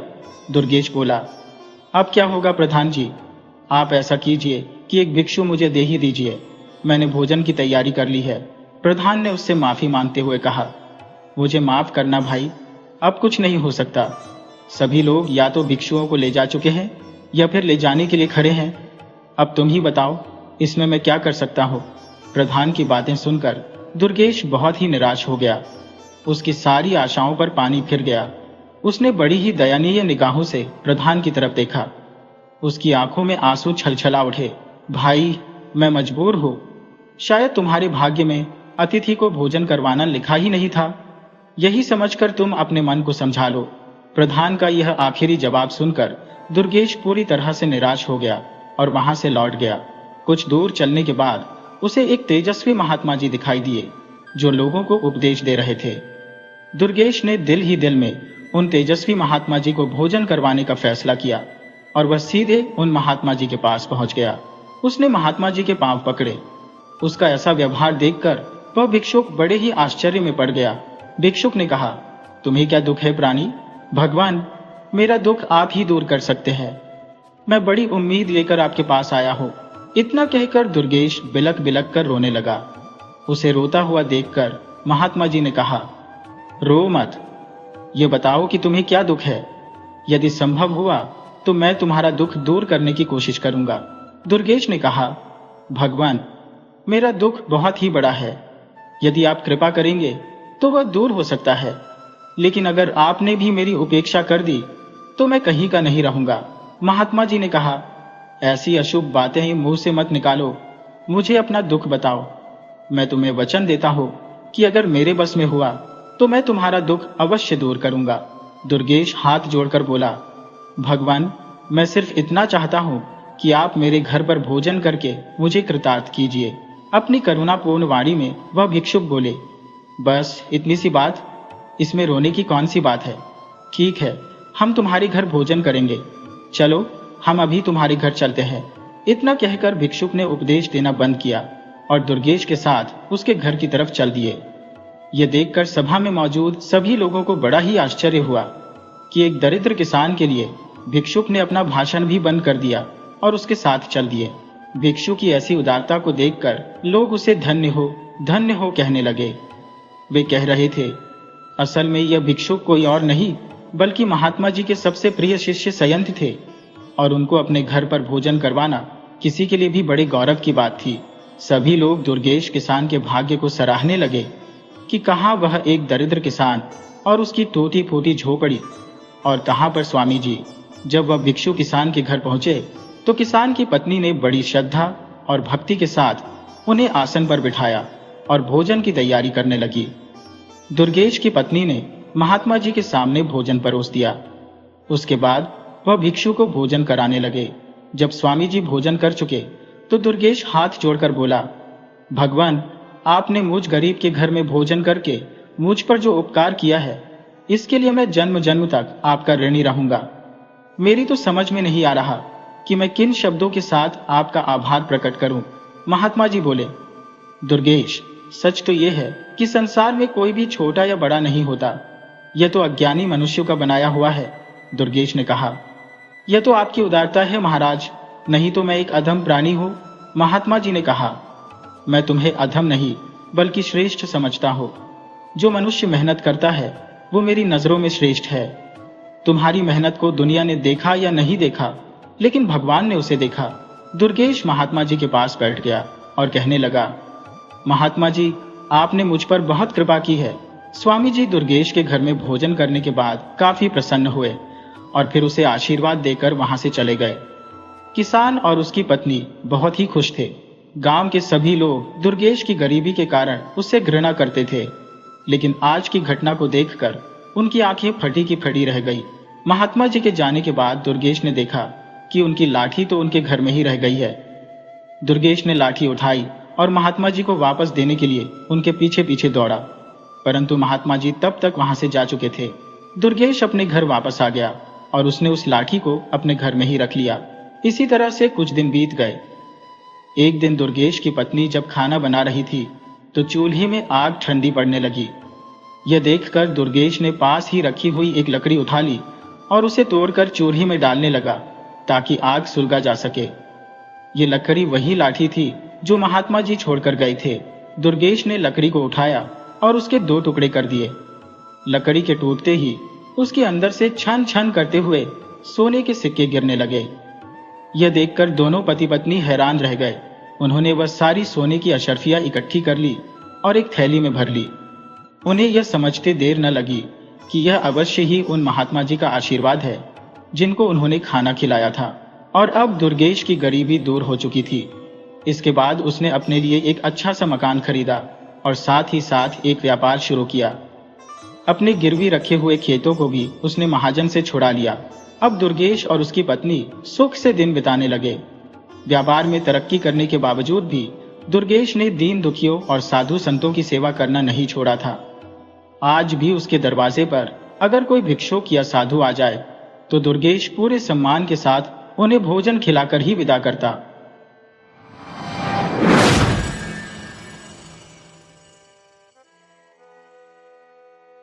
यह कहानी बहुत पुरानी है।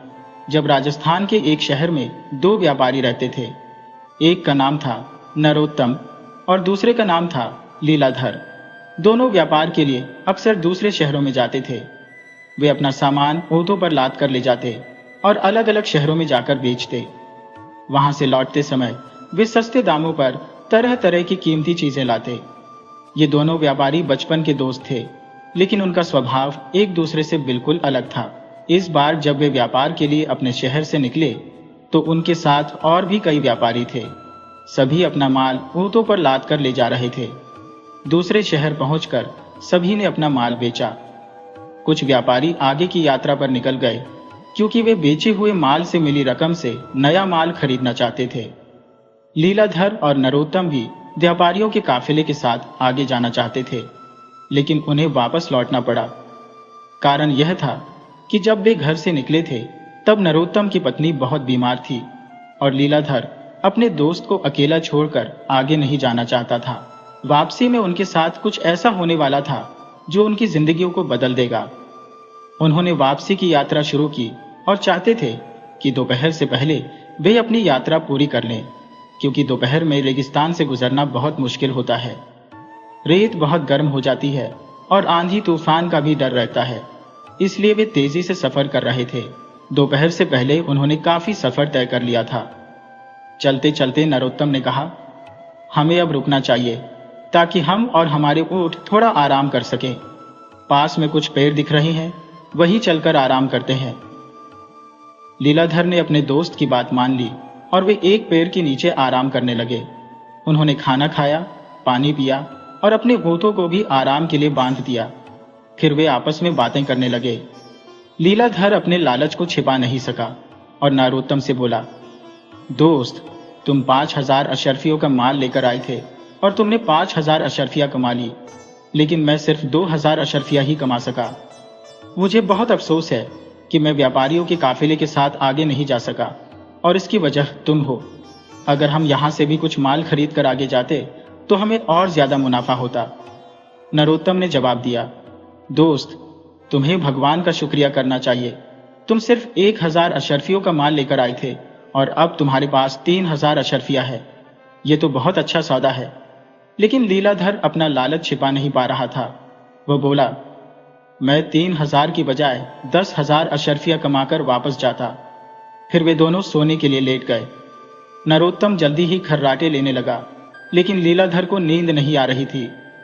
वह 10,000 अशर्फियों के बारे में सोच रहा था। अचानक उसने नरोत्तम के सामान से उसकी अशर्फियों की थैली निकाल ली।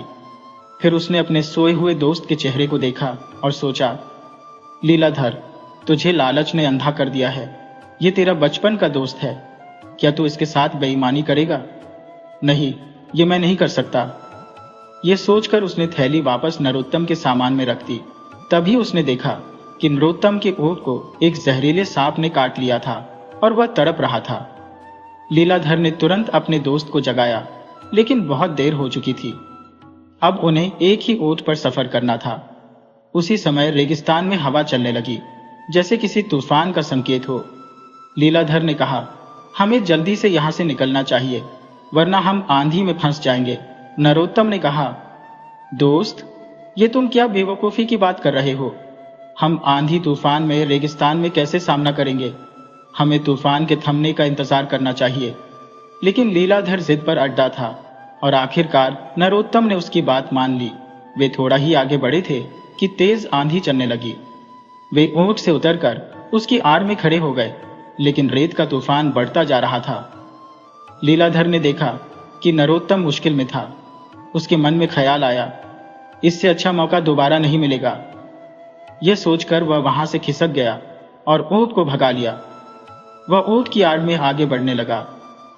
वह चाहता तो अपने दोस्त की मदद कर सकता था, लेकिन अब उसे अपनी और अपने दोस्त की रकम नजर आने लगी। वह सोचने लगा, अगर नरोत्तम इस तूफान में नहीं बचा तो उसकी सारी अशर्फियां मेरी हो जाएंगी। ये लालच उसके मन में घर कर चुका था और उसने दोस्ती की मर्यादा नहीं रखी। दूसरी तरफ नरोत्तम अपने दोस्त पर पूरा भरोसा करता था। वह मदद के लिए पुकारने लगा, लेकिन लीलाधर ने पीछे मुड़कर नहीं देखा। आखिरकार एक ऊंची आवाज आई, लीलाधर, मुझे बचाओ। लेकिन फिर सिर्फ रेत और हवा की सरसराहट रह गई। नरोत्तम रेत के तूफान में खो गया। आंधी थम गई और लीलाधर ने अपने आसपास देखा, लेकिन उसे नरोत्तम नहीं दिखा। 2-3 दिन के सफर के बाद जब लीलाधर अपने शहर वापस आया तो सभी उससे नरोत्तम के बारे में पूछने लगे। लीलाधर ने रोने धोने का नाटक किया और कहा, मैंने बहुत कोशिश की, लेकिन तूफान इतना भयंकर था कि मैं उसे नहीं बचा सका।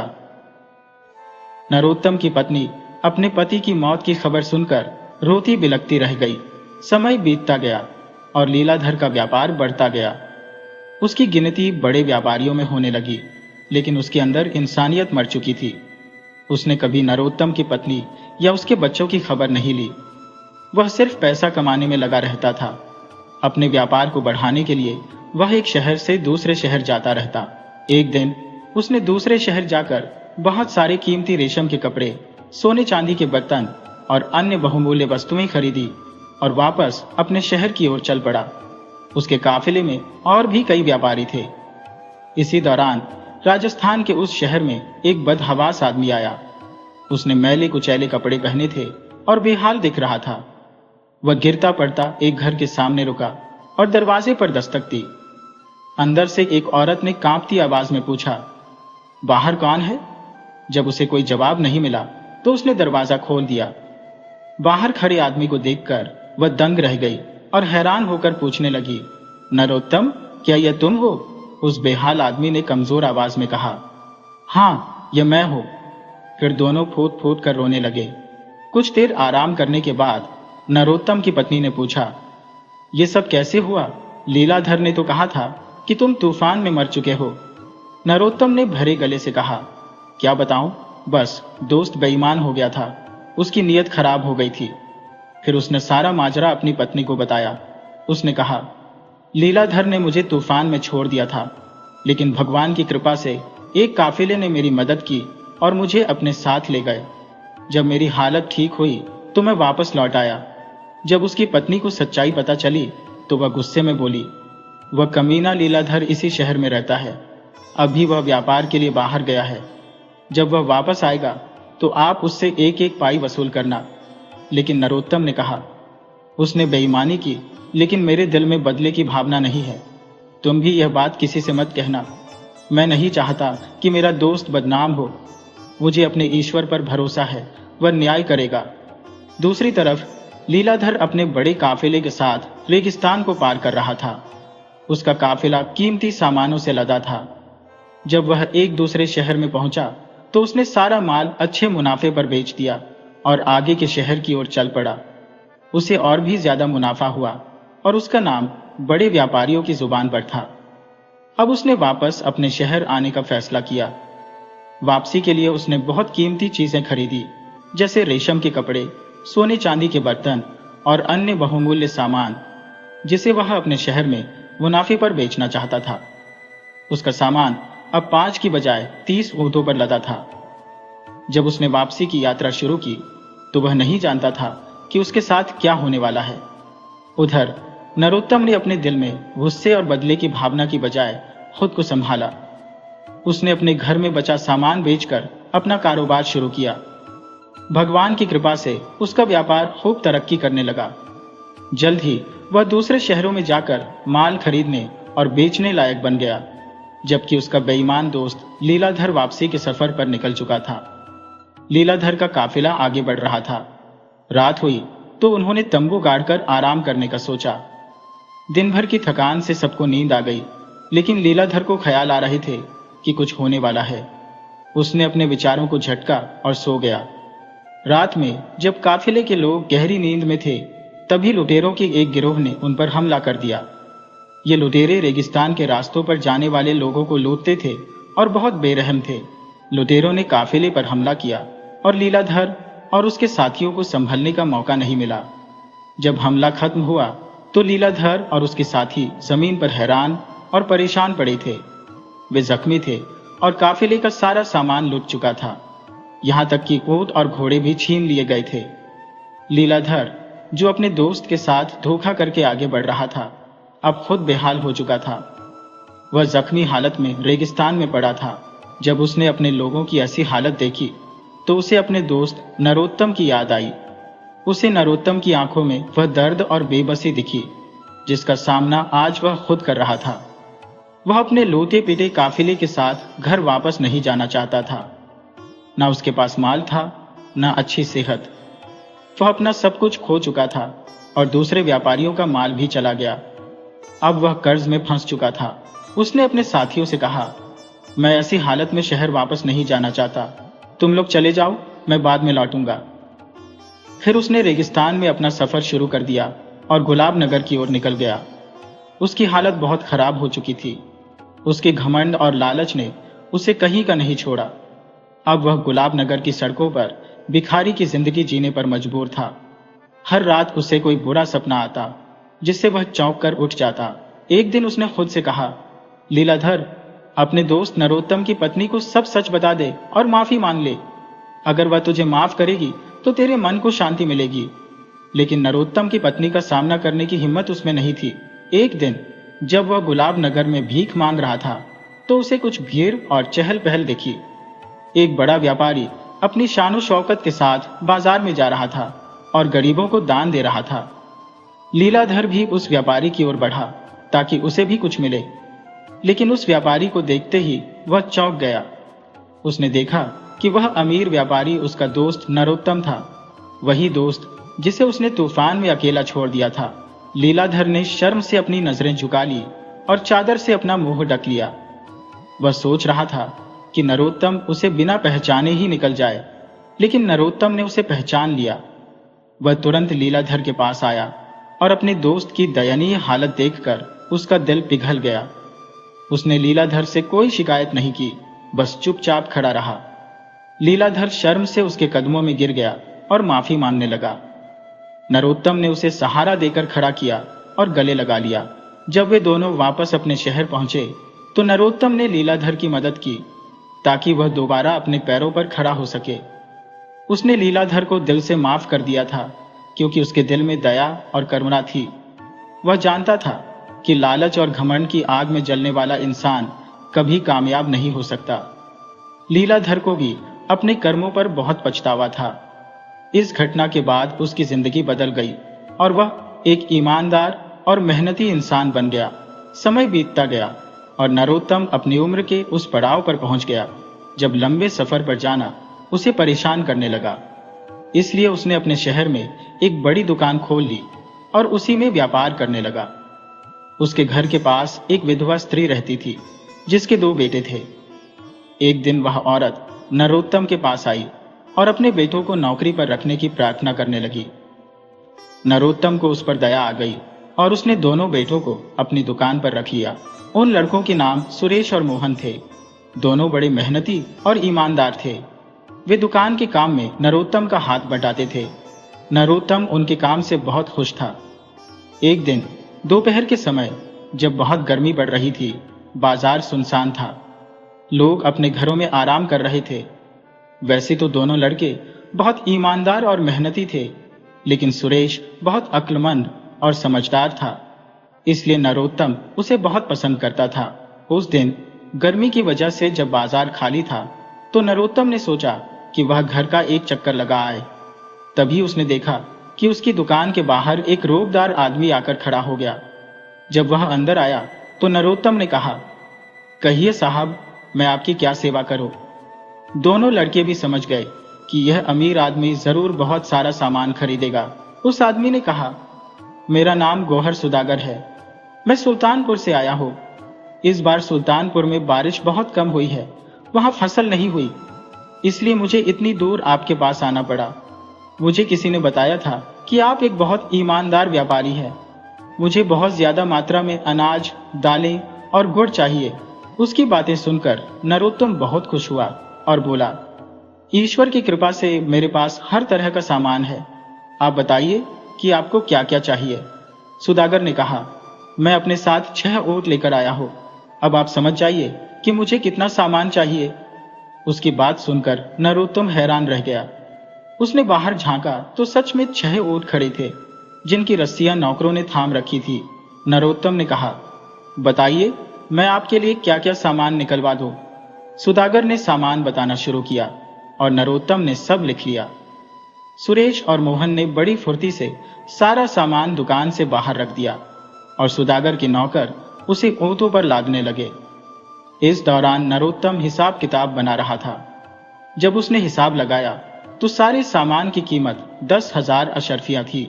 सुदागर ने 1,000 की अशर्फियों की 10 थैलियां निकाली और नरोत्तम को दे दी।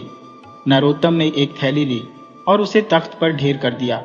फिर मोहन को वहीं बिठाकर अशर्फियां गिनने को कहा। खुद नरोत्तम ने दूसरी थैली उठाई, खोली और अशर्फियां गिनने लगा। अचानक मोहन का हाथ लगने से कुछ अशर्फियां नीचे गिर गई। अपनी इस हरकत पर मोहन बहुत शर्मिंदा था। सुरेश, जो पास खड़ा था, उसने जल्दी जल्दी अशर्फियां उठानी शुरू की और वापस तख्त पर रखने लगा। तभी नरोत्तम ने एक बात देखी और सकते में आ गया। उसने देखा कि सुरेश ने आंख बचाकर एक अशर्फी अपनी जेब में रख ली थी। सुरेश को पता नहीं था कि नरोत्तम ने उसे देख लिया है। नरोत्तम को सुरेश पर बहुत भरोसा था और वह उसे बहुत अच्छा लड़का समझता था। सुरेश की इस हरकत से नरोत्तम को बहुत दुख हुआ, लेकिन उसने सुरेश को कुछ नहीं कहा। उसने नाटक किया जैसे उसे कुछ पता ही नहीं। नरोत्तम ने सोचा कि जब सुदागर चला जाएगा तब वह सुरेश से पूछेगा। थोड़ी देर बाद जब उन्होंने सारी थैलियां गिन ली तो नरोत्तम ने देखा कि सुरेश दुकान में नहीं था। उसे लगा कि सुरेश शायद उस अशर्फी को छिपाने गया है। उसे सुरेश की हरकत याद आई और उस पर गुस्सा आने लगा। अब दुकान का सारा सामान लगभग खाली हो चुका था और सामान ऊंटों पर लाद दिया गया था। सुदागर के नौकर थक चुके थे तो नरोत्तम ने उन्हें शरबत पिलाया। तभी उसकी नजर दूर से आते सुरेश पर पड़ी। सुरेश के साथ 6 सैनिकों का एक दस्ता भी था। जब वे दुकान में पहुंचे तो सुरेश ने सुदागर की ओर इशारा करते हुए सिपाहियों से कहा, यही है वह आदमी जिसके बारे में मैंने कोतवाल साहब को बताया था। सिपाहियों ने सुदागर को पकड़ लिया। यह देखकर नरोत्तम बहुत परेशान हो गया और गुस्से से बोला, सुरेश, यह क्या बदतमीजी है? ये एक सौदागर है और इसके साथ ऐसी हरकत नहीं की जा सकती। सुरेश ने बड़ी नरमी से कहा, मालिक, अभी आपको सब पता चल जाएगा। सिपाहियों को देखकर सुदागर के नौकर भी घबरा गए। सुदागर, जो गुस्से में लाल हो चुका था, उसने सुरेश को फटकारते हुए कहा, लड़के, तू जानता नहीं मैं कौन हूं, मैं तुझे नहीं छोड़ूंगा। इस बेइज्जती का बदला मैं जरूर लूंगा। सुरेश बिल्कुल नहीं घबराया और बोला, अब तुम्हारी जालसाजी की पोल खुल चुकी है। तुम धोखा देकर मेरे मालिक को तबाह करना चाहते थे। असली माल खरीदकर तुम इन्हें नकली अशर्फियां दे रहे थे। नरोत्तम ने यह सुना तो उसने सुदागर की दी हुई थैली से एक अशर्फी निकाली और उसे जमीन पर घिसना शुरू किया। वह हैरान रह गया, क्योंकि अशर्फी का सोने जैसा रंग उतर रहा था और अंदर से पीतल दिख रहा था। उसने कई अशर्फियां घिसकर देखी और सभी नकली थी। यह देखकर सुदागर घबरा गया और सिपाहियों की गिरफ्त से छूटने की कोशिश करने लगा, लेकिन नहीं छूट सका। सिपाहियों ने नौकरों से कहकर नरोत्तम का सारा माल दुकान में वापस रखवा दिया और सुदागर और उसके साथियों को गिरफ्तार करके ले गए। वे नकली अशर्फियों की थैलियां भी ले गए ताकि उन्हें न्याय अधिकारी के सामने पेश कर सके। यह सब देखकर आसपास के लोग जमा हो गए। जब उन्होंने पूछा तो नरोत्तम ने सारी घटना विस्तार से बताई। अब वह खुश था कि वह धोखा खाने से बच गया। जब लोगों का शोर कम हुआ तो उसने सुरेश को प्यार से अपने पास बिठाया और कहा, सुरेश, जब तुमने एक अशर्फी छुपाकर अपनी जेब में रखी थी तो मैंने देख लिया था और मुझे बहुत गुस्सा आया था, लेकिन अब पता चला कि तुम चोर नहीं थे। तुमने जो किया मेरे फायदे के लिए किया। सुरेश ने मुस्कुराते हुए कहा, ईश्वर का धन्यवाद है कि मेरी बेगुनाही साबित हो गई। बात यह है कि जब मोहन का हाथ लगने से अशर्फियां गिरी तो उनमें से ठन की आवाज हुई। मुझे पता है कि तांबे और पीतल के सिक्के गिरने पर ऐसी आवाज आती है, लेकिन अशर्फी गिरने पर अलग आवाज होती है, जैसे पत्थर फर्श पर गिरे। मैंने शक किया और एक अशर्फी उठाकर बाहर जाकर उसे जमीन पर घिसा तो उसमें से पीतल दिखा। असली अशर्फी शुद्ध सोने की होती है, उनका पीलापन नहीं उतरता। मैं समझ गया कि यह धोखेबाज है और आपको ठगने आया है। फिर मैं कोतवाल साहब के पास गया और सारी बात बताई। उन्होंने मुझे शाबाशी दी और सिपाही भेज दिए। नरोत्तम ने कहा, सुरेश, मैं तुम्हारा बहुत एहसानमंद हूं। तुम्हारी अक्लमंदी की वजह से मैं बड़े नुकसान से बच गया। अगर वह सौदागर कामयाब हो जाता तो मैं तबाह हो जाता। मोहन, जो पास खड़ा था, ये सब सुन रहा था। वह हैरान था और खुश भी कि उसका भाई कितना अक्लमंद है। नरोत्तम ने सुरेश से माफी मांगी और खुशी में दोनों लड़कों को 10-10 आने दिए ताकि वे मेले में घूम सकें। नरोत्तम ने फैसला किया कि वह इन लड़कों को हमेशा के लिए अपनी दुकान पर रखेगा। समय गुजरता गया और वे दोनों लड़के व्यापार में माहिर हो गए। नरोत्तम ने उन्हें अपना व्यापार करने का तरीका सिखाया। अब वे दोनों भी नरोत्तम के साथ मिलकर शहर के बड़े व्यापारी बन चुके थे। तो दोस्तों, मुझे पूरी उम्मीद है कि आपको यह कहानी बहुत अच्छी लगी होगी। वीडियो को लाइक कीजिए, चैनल को सब्सक्राइब कीजिए और कमेंट करना मत भूलिए। कमेंट बॉक्स में अपना नाम और शहर का नाम भी लिखें। मिलते हैं अगली कहानी में। कहानी पूरी सुनने के लिए आपका बहुत बहुत धन्यवाद।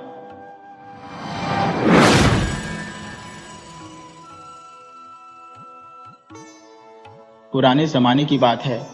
जौनपुर नाम के एक राज्य पर राजा कर्णदास का राज्य था। राजा कर्णदास बहुत ही दयालु और दूसरों की मदद करने वाला इंसान था। जो भी उसके दरबार में अपनी समस्या लेकर आता, उसे उसकी मनचाही चीज मिल जाती। उसके बारे में यह मशहूर था कि उसके दरवाजे पर आने वाला कोई भी व्यक्ति खाली हाथ नहीं लौटता। एक दिन राजा के दरबार में एक आदमी आया।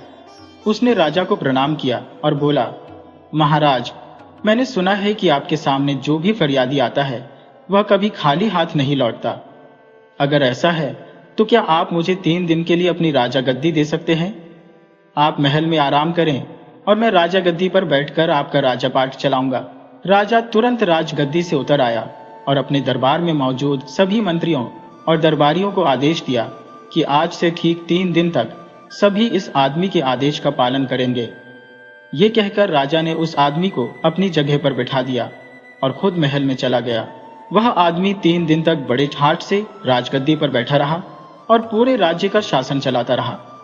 चौथे दिन जब राजा उसके पास आया और बोला, भाई, अब तुम 3 दिन तक इस गद्दी पर बैठ चुके हो, अब राजगद्दी से उतर जाओ और अपना रास्ता लो।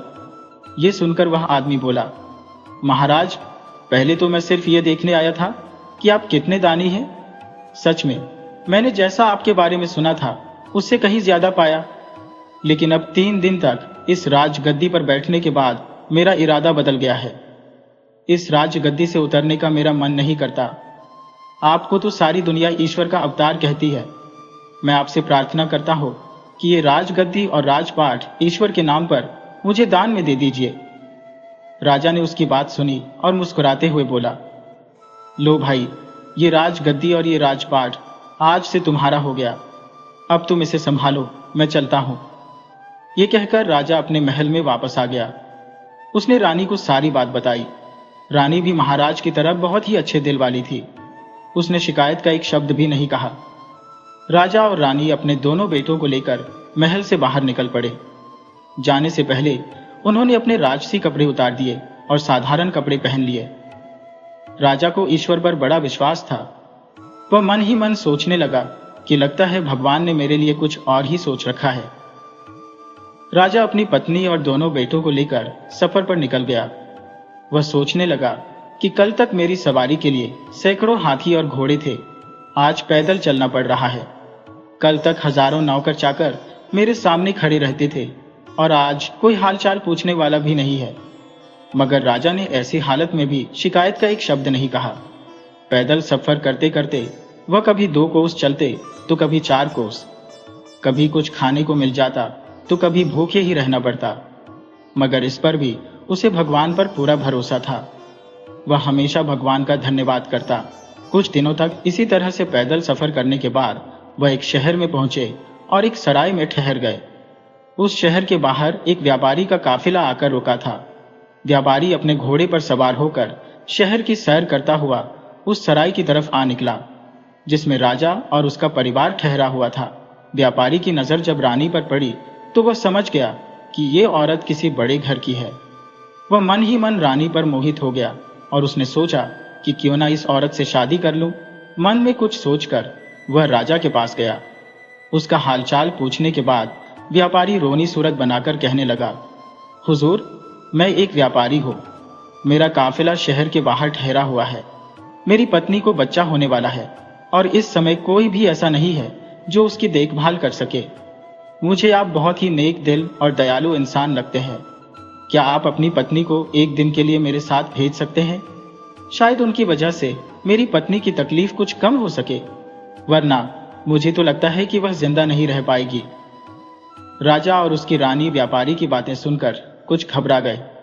आखिर नेक दिल राजा ने रानी से कहा, रानी, अगर इस गरीबी की हालत में भी हम किसी के काम आ सके तो यह हमारे लिए खुशकिस्मती की बात है। तुम देर ना करो और भगवान जाने इसकी पत्नी किस हालत में होगी। रानी ने अपनी जुबान से इनकार का एक शब्द तक नहीं कहा और उसी वक्त व्यापारी के साथ चल पड़ी। सराय से बाहर आकर व्यापारी कहने लगा, मेरा काफिला शहर से काफी दूर है और मुझे यहां पर आए हुए काफी देर हो चुकी है। आप ऐसा कीजिए, मेरे साथ मेरे घोड़े पर बैठ जाइए ताकि हम जितनी जल्दी हो सके काफिले तक पहुंच जाएं। रानी बेचारी उस व्यापारी की चालबाजी को नहीं समझ सकी और उसके साथ घोड़े पर सवार हो गई। व्यापारी घोड़े पर सवार होकर रानी को लेकर अपने काफिले पर पहुंचा। उसने अपने काफिले को चलने का आदेश दिया। अपना घोड़ा उसने एक तरफ भगाया और रानी को ले चला। ये सब कुछ देखकर रानी को व्यापारी की चालबाजी का पता लगा। रानी ने बहुत शोर मचाया, बहुत तड़पी, चीखी चिल्लाई, मगर व्यापारी को उस पर बिल्कुल भी दया ना आई। वह उसे घोड़े पर बिठाकर कहीं का कहीं जा पहुंचा। दूसरी तरफ सराय में इंतजार करता हुआ राजा सोचने लगा कि उसकी पत्नी अब तक क्यों नहीं आई। उसने सोचा, क्यों ना खुद चलकर देखा जाए कि आखिर माजरा क्या है। वह अपने दोनों लड़कों को अपने साथ लेकर सराय से निकला। शहर से बाहर आ पहुंचा। उसने व्यापारी के काफिले को ढूंढने की बहुत कोशिश की, लेकिन काफिले का कहीं पता न चला। तभी उसे उत्तर दिशा में धूल उड़ती हुई दिखाई दी। राजा ने अंदाजा लगाया कि जरूर वह काफिला उसकी रानी को लेकर उसी तरफ गया है। राजा भी अपने दोनों लड़कों को लेकर उस दिशा की तरफ चल दिया। जिस तरफ काफिला गया था। थोड़ी दूर चलने के बाद राजा रास्ता भटक गया और कहीं दूसरी जगह जा निकला, जहां उसके सामने एक नदी बह रही थी। राजा ने इधर उधर देखा कि शायद नदी पार करने के लिए कोई नाव हो, लेकिन वहां पर कोई नाव नहीं थी। उसने कुछ देर तक सोचा और फिर बड़े लड़के को नदी के किनारे पर बिठाया, छोटे लड़के को अपने कंधे पर बिठाया और नदी में उतर गया। राजा का इरादा था कि पहले छोटे बेटे को नदी के पार लगा आए और फिर वापस आकर बड़े बेटे को ले जाएगा, लेकिन इंसान सोचता कुछ है और होता कुछ और है। वह छोटे लड़के को कंधे पर उठाकर बड़ी मुश्किल से नदी के बीचों बीच पहुंचा। तभी उसे बड़े लड़के की चीख सुनाई दी। उसने मुड़कर देखा तो एक भेड़िए ने उसके बेटे को दबोच रखा था। राजा अपने बेटे की चीख सुनकर घबरा गया। घबराहट की वजह से राजा के कंधे पर सवार उसका बेटा नदी में जा गिरा और बह गया। अब तो राजा खुद भी बहुत परेशान हो गया और नदी में गोते खाने लगा, मगर राजा की जान अभी बाकी थी। वह जैसे तैसे से नदी के एक किनारे तक जा पहुंचा। राजा ये समझ रहा था कि उसके बड़े बेटे को भेड़िया ले गया और छोटा बेटा नदी में डूब गया। पहले तो राजपाट हाथ से गया और फिर रानी भी मुझसे छिन गई। अब दोनों लड़के भी उससे बिछड़ गए। राजा मन ही मन बहुत दुखी था। इसी हालत में वह चलते चलते गिरते पड़ते दोपहर के समय एक शहर के पास जा पहुंचा तो देखा कि शहर के बीचों बीच एक खुले मैदान में लोगों की भीड़ जमा थी। भीड़ को देखकर राजा हैरानी में पड़ गया और सच जानने के लिए उस तरफ बढ़ने लगा। उस शहर का ये रिवाज था कि वहां के राजा की मौत होने पर सभी दरबारी और मंत्री शहर के लोगों के साथ एक मैदान में इकट्ठा हो जाते थे और फिर एक बाज को उड़ाया जाता था। ये बाज जिसके भी सिर पर बैठ जाता उसी को राजा मान लिया जाता था और राजगद्दी सौंप दी जाती थी। लोगों की भीड़ इसी वजह से वहां पर जमा थी।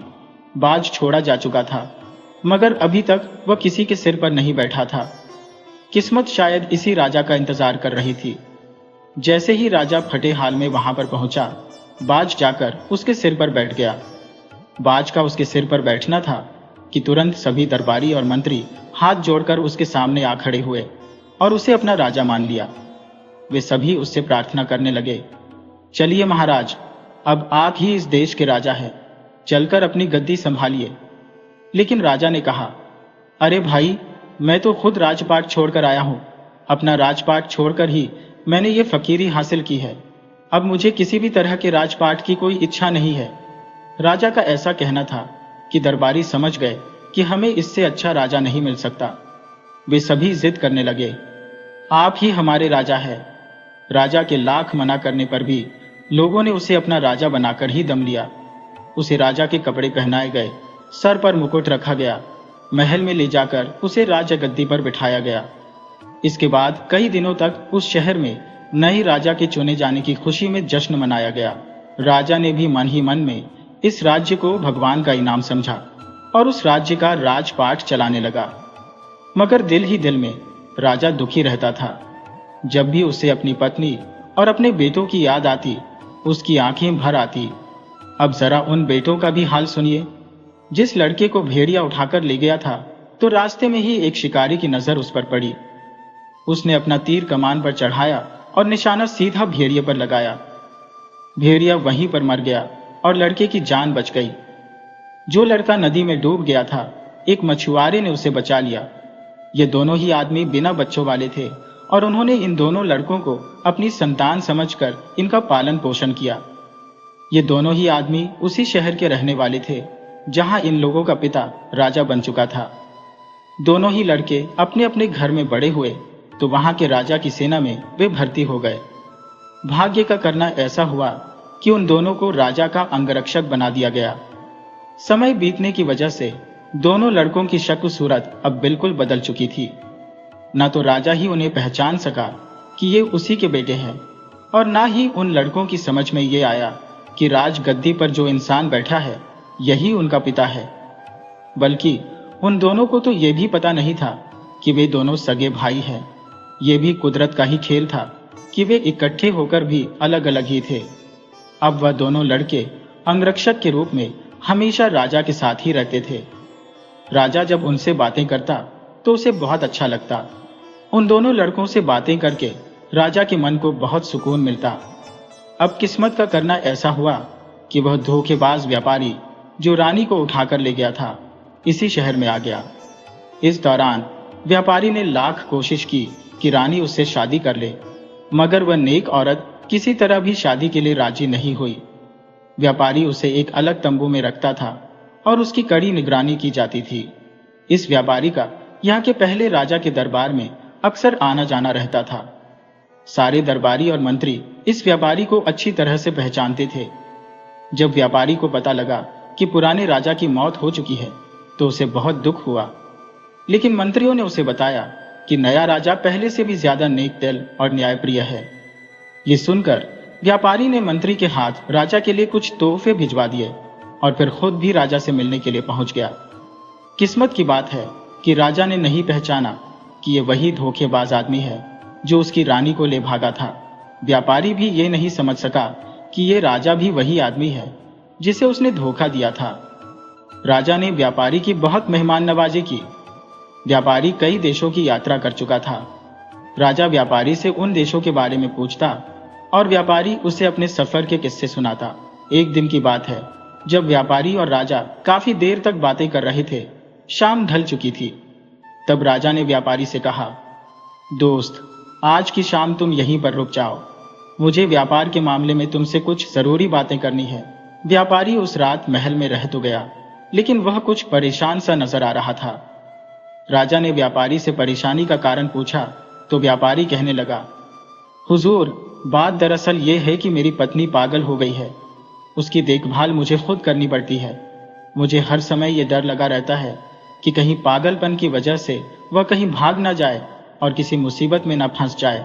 इस पर राजा ने कहा, तुम आज महल में ही रहो और तुम्हारी पत्नी की चिंता मत करो, उसकी देखभाल का इंतजाम हम कर देंगे। राजा ने यह कहकर अपने दोनों अंगरक्षकों यानी उन दोनों लड़कों को व्यापारी के काफिले में जाकर उस तंबू का पहरा देने का आदेश दिया जिसमें व्यापारी की पत्नी यानी रानी को रखा गया था। दोनों लड़कों ने आदेश पाकर उसी वक्त जाकर तंबू के बाहर पहरा देना शुरू कर दिया। जिस तंबू में वह औरत कैद थी, रात जब आधी से ज्यादा गुजर चुकी तो छोटे लड़के को नींद आने लगी। उस पर बड़े लड़के ने कहा, देखो भाई, इस समय नींद का आना ठीक नहीं है। कहीं ऐसा ना हो कि हम दोनों की गलती के कारण ये औरत तंबू से निकलकर भाग जाए। इस पर छोटे लड़के ने कहा, तो फिर भाई ऐसा करो कि कोई ऐसी कहानी सुनाओ जिसे सुनकर नींद उड़ जाए। ये सुनकर बड़े भाई ने जवाब दिया, मैं तुम्हें अपनी ही कहानी सुना देता हूँ।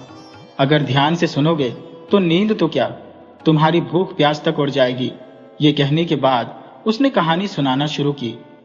अरे भाई, मैं एक राजा का बेटा हूँ। मेरे पिता की न्यायप्रियता और दयालुता की दूर दूर तक धूम थी। लोग उसे भगवान का अवतार मानते थे। उसने अपना राज्यपाठ भगवान के नाम पर एक आदमी को दान में दे दिया और फिर मेरी माँ और मेरे भाई को साथ लेकर सफर पर रवाना हो गया।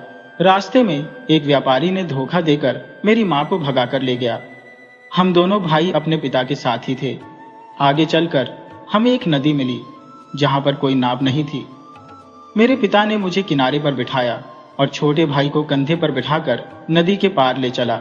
अभी वह नदी के बीचों बीच ही पहुंचा था कि मुझे एक भेड़िए ने दबोचा। मेरे चीखने चिल्लाने से मेरे पिता घबरा गए और छोटा भाई उनके कंधे से उछलकर नदी में जा गिरा। इसके बाद उनका क्या हुआ मुझे कुछ मालूम नहीं, लेकिन मुझे एक शिकारी ने उस भेड़िए से छुड़वा लिया और फिर मेरी किस्मत मुझे इस राजा तक ले आई।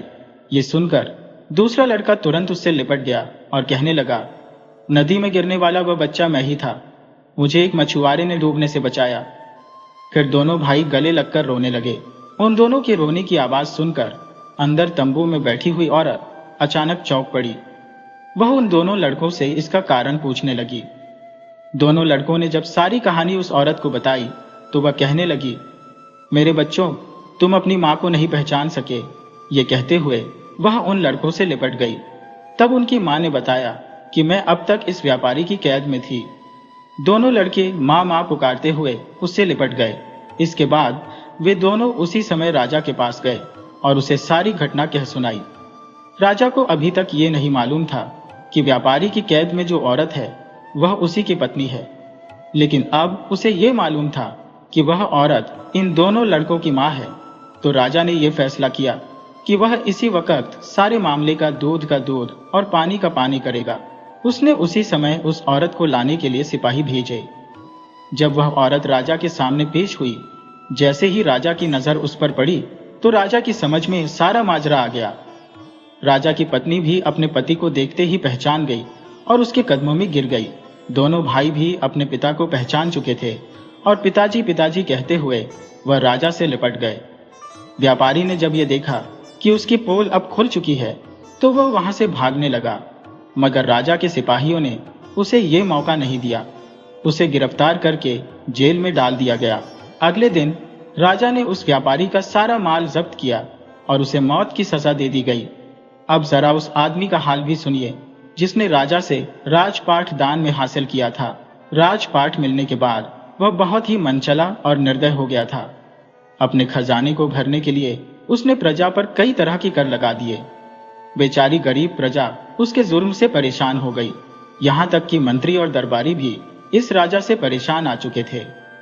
वे सभी इसी चिंता में रहते थे कि किसी तरह से वह अपने असली राजा का पता लगा पाए, तो इस अत्याचारी राजा को हटाकर एक बार फिर से उसे राजा बना दें।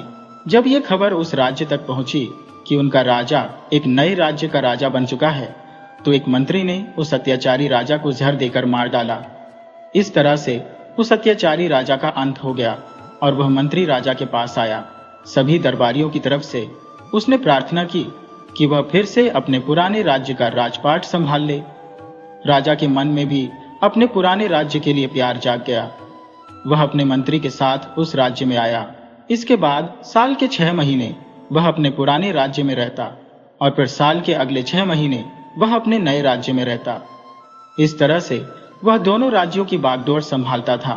कुछ ही सालों के बाद जब राजा के दोनों पुत्र राजपाट संभालने के योग्य हुए, तो राजा ने उन दोनों को एक एक राज्य का राजा बना दिया और खुद वह भगवान की भक्ति करने में अपनी जिंदगी के बचे हुए दिन गुजारने लगा।